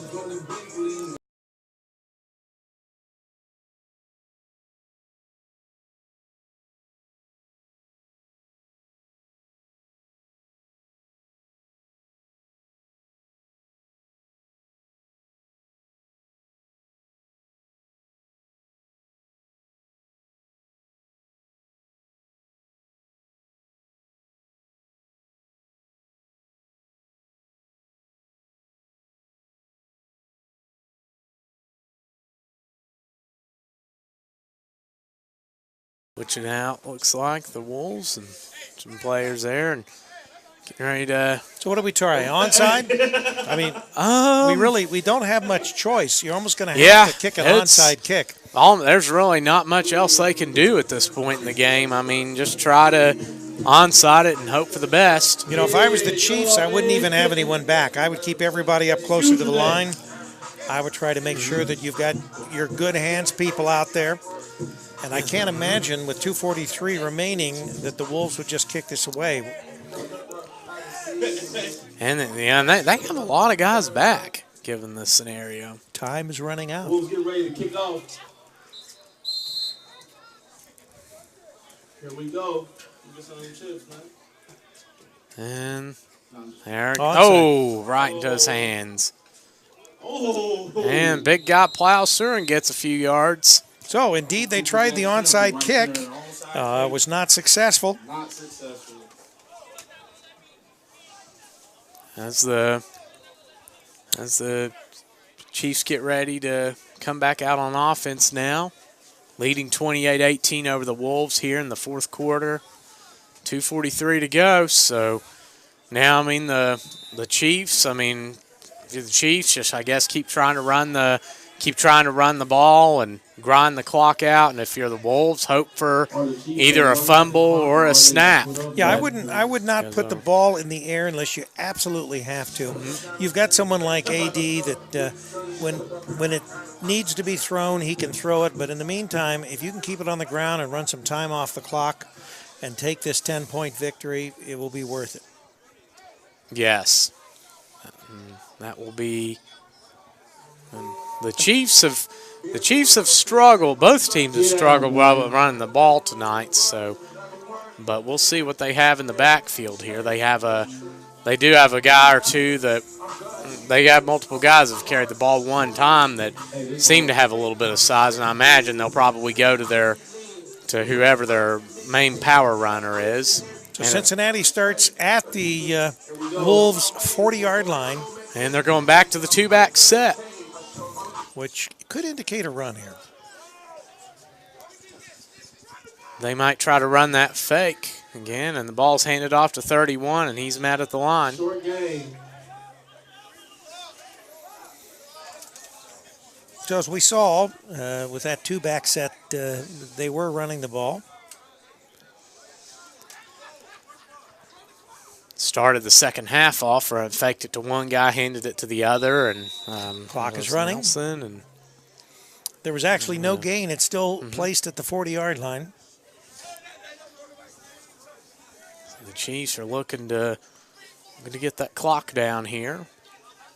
So we're approaching the 2-minute warning.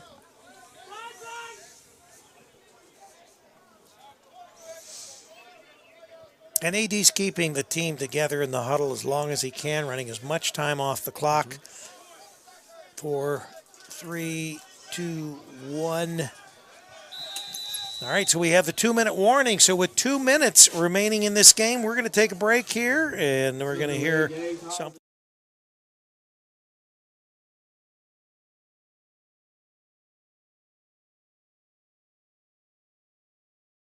We, the breakfast eaters of America, have been caught sleeping on breakfast. We have rehydrated egg on our faces. This isn't who we are. We're not plastic-sealed, breakfast-compromised people. We're fresh cracked, sizzled on a griddle, and toasted until golden McMuffin people. We're bacon and biscuit people. Hold up, go back to the bacon. It's time to wake up breakfast with McDonald's.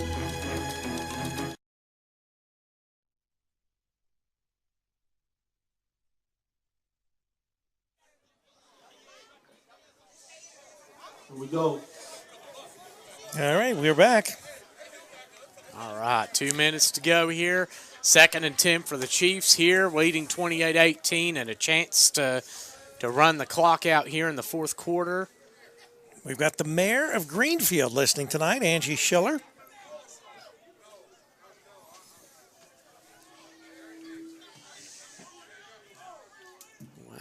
AD hands it off up the middle, and the Oh, ball lost comes out. it, stripped away, Oh, and it looked recovered like the Wolves by the might have Wolves. recovered it. And Wolves heavily indicating they have it. Who has the ball? Just when it looked like he was going to squirt in there and get some yards, it looks like they're going to give that back to the Chiefs. So Almost.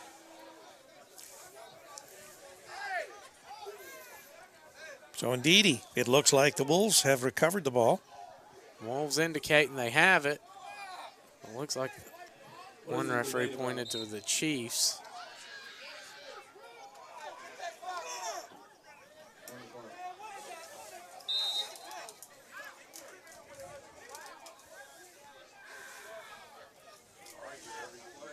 Red ball.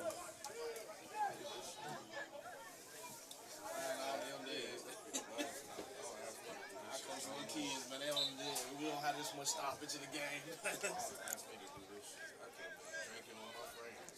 You see what the looks like. Yep, Chiefs are in huddle, so looks like they're going to retain the possession here after a close call, but that's still going to be 3rd and 10. This game is over. Chiefs said they is ready to go see Yo Gotti. So are we saying that the Chiefs retain possession? Yes, looks like they did give it back to the Chiefs. All right, so that's kind of disheartening for the Wolves. They thought they had the ball. Close call there for them. They certainly made a good effort, stripped the ball out, but just couldn't quite get on it here. 45. Oh, flags down. Well, to remind you, Antonio Davis will be up after the game to give us his thoughts on tonight's preseason game. And then we'll be heading to WLW 700, the big one here in Cincinnati, Ohio, for a little ride with Dave on the American Truckers Network tonight from midnight to 5. We'll be there a couple hours. I don't think I'm going to be there till 5 o'clock in the morning. Anytime I should get ahead.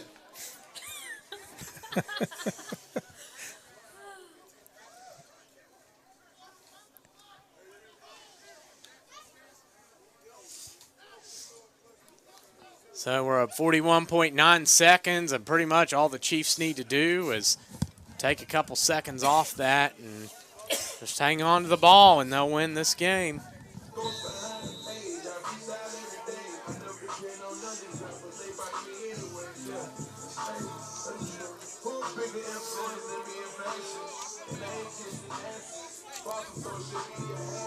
Actually, you could probably just take a knee here.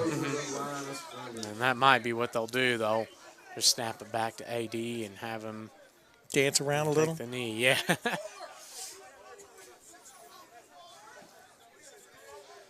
He certainly proved age is only a number. Oh, no, they're going to throw it. Oh. Uh-oh. He's still free. Oh, he's still moving. He is still. Oh, boy, you could do that.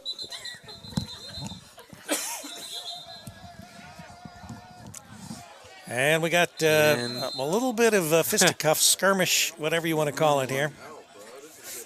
And we still have a Wolf down on the field again. Oh. Let's keep it that football, fellas. Wow.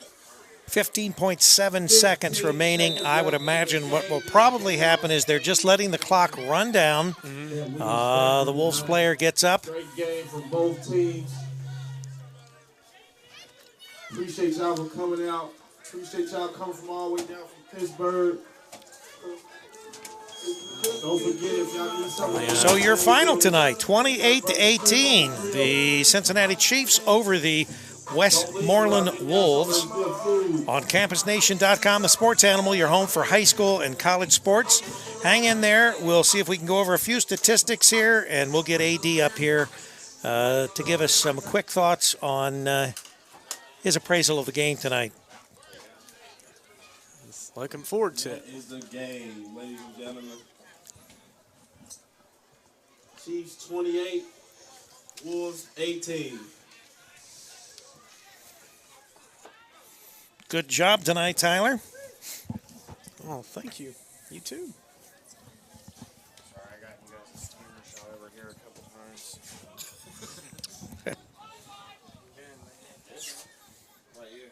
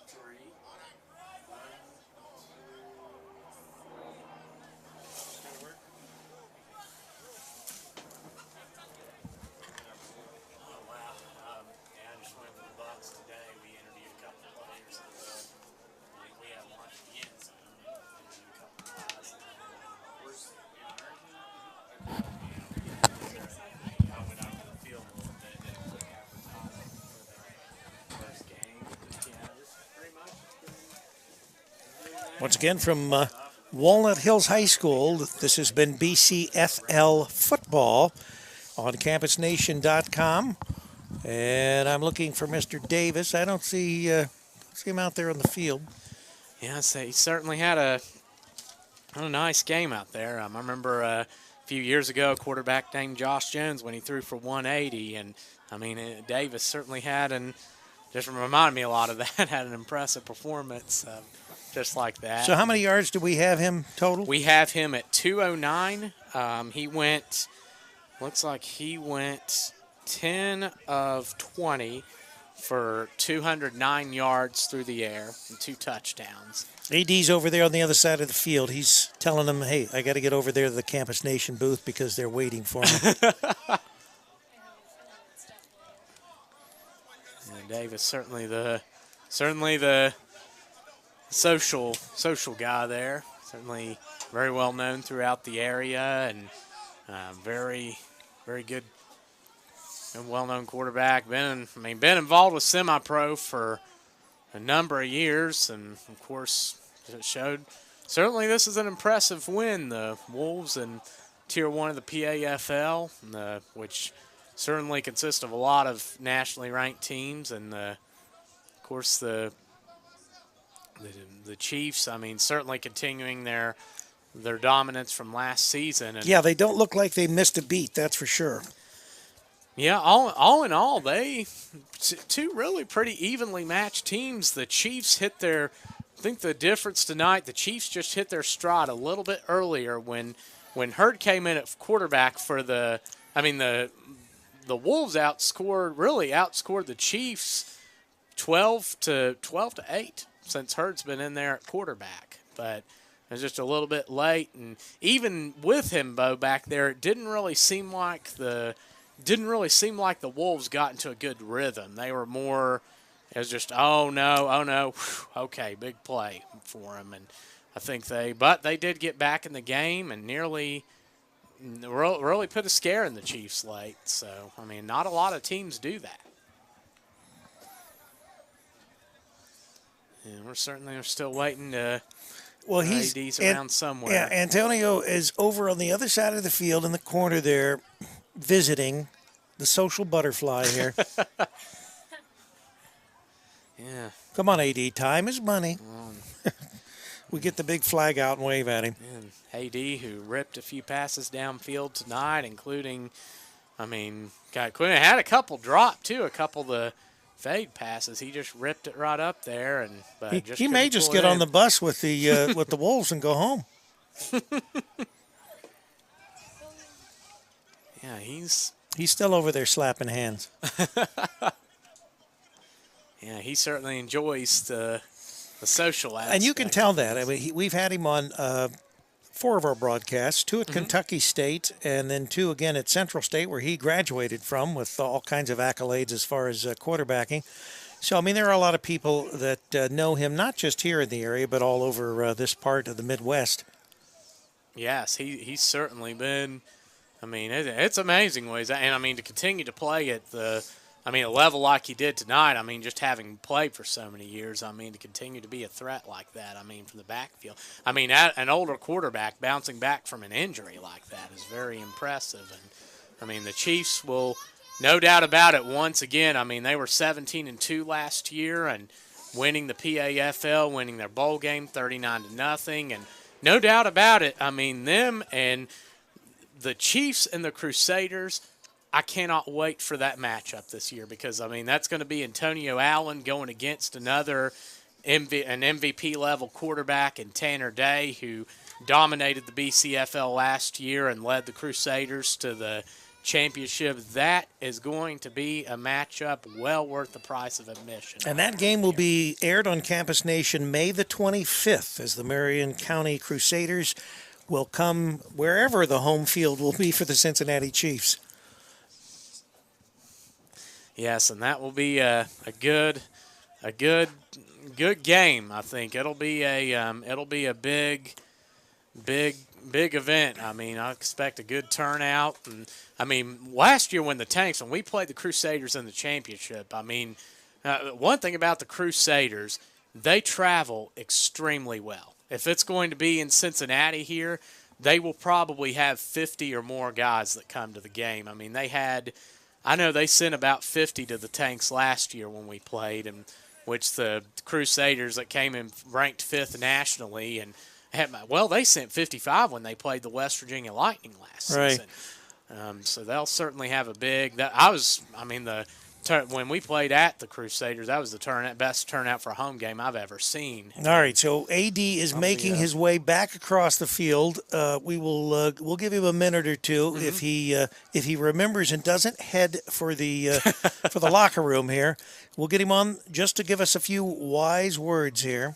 We've waited, hopefully, to put him on the air.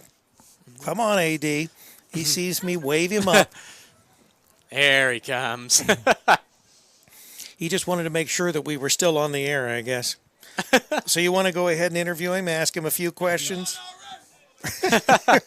Get up here. You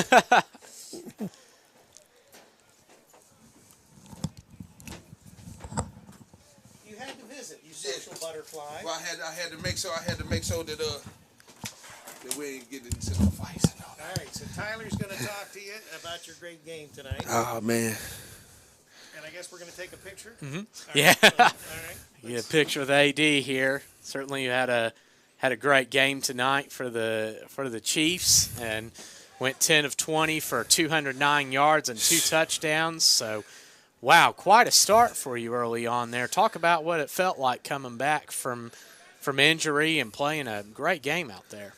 I'm just glad I got through it. I ain't know how I was going to hold up the first time getting hit. I'm like, oh, it's still there, so I can still do this. So, I was just excited to get back out on the field, with the guys. I missed last week down in Atlanta, so I had to come back big this week. That's a warm-up because we got a real big one next week against a tougher team from PA. I ain't going to say tougher, just as tough because, the the PA squads, you know, they're pretty tough. So we get another tough squad from, you know, the same place. So it's going to be same kind of game, rough, tough game next week. We play at Withrow. We're just getting back there. This will be our first game there in a while. So that's where I graduated from. That's where a lot of guys from our team graduated from. So we're looking forward to next week. This week was just getting the rust off, I guess. So, you know, hopefully all that rust is off. Give me some Rust-Oleum and go ahead and or some WD-40 or something and try to go ahead and get back out there next week, do the same thing. And talk about what it means to be playing in the BCFL this season. Brings back excellent memories. I want to say we were in the inaugural season, and it might have been the second season, but 2016, we went undefeated in the league, won the Super Bowl. I was the MVP of the for the league, MVP of the championship game, all of that stuff. So BCFL is excellent memories for me. It's got a little tougher. The Marion County Crusaders, real tough squad, and then there's a lot of talent that's spread out, you know, through the league. So there's a lot of tough teams. The Comets, the Dukes, the Blaze, BCB, the Hornets, Marion County. You know, all those teams, real tough teams. So, you know, week in and week out, we should be playing some good football. So, looking forward to it.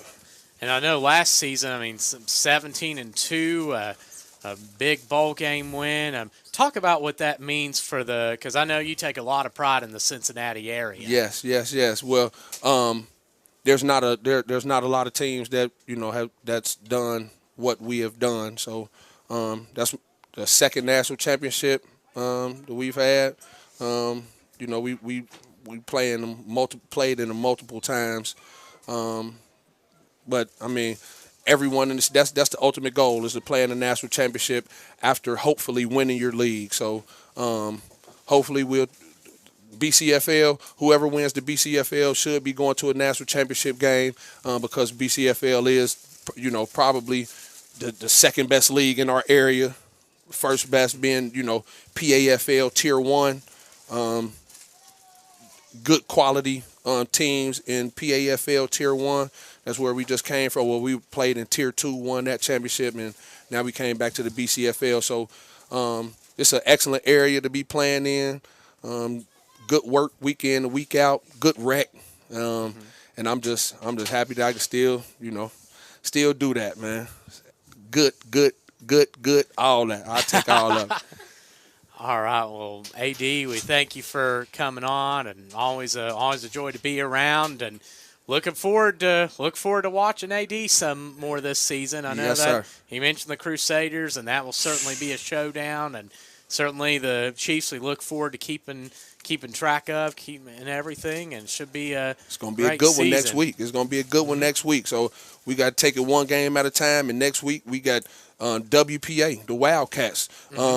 They are in the PAFL, and they went to the they like LeBron and the Cavs and them. They done went to the championship game the last 3 years. They won it 3 years ago. They lost it the last 2 years, so they chomping at the bit to get back to their championship in the PAFL. So I know they're coming down. They're gonna come down here, all guns are blazing, ready to play. So it's gonna be a good football game next week. I hope y'all here, because I'm gonna try to show off one more time. I almost had about 6 interceptions. I'm glad they couldn't catch, but you know, I was just knocking the rust off, and I'm glad I made it through. I'm gonna go umpire some baseball games tomorrow, and look forward to next weekend. All right. All right, fellas. Hey, y'all, be safe on the way home, and appreciate y'all coming, and look forward to seeing y'all the rest of the season. Thank you, brothers. Good Yes, having sir. you on. Yes, sir. All right, that's AD. We definitely had a big game tonight. 10-20, 209 yards and 2 touchdowns. As we certainly look forward to keeping up with him in the BCFL this season. Well, certainly good game tonight. Good Don't game forget tonight. WLW tonight at midnight to Ride the Way with Dave from Walnut Hills High School, 28-18 is your final score. The Cincinnati Chiefs over the Westmoreland Wolves. Good night, everybody.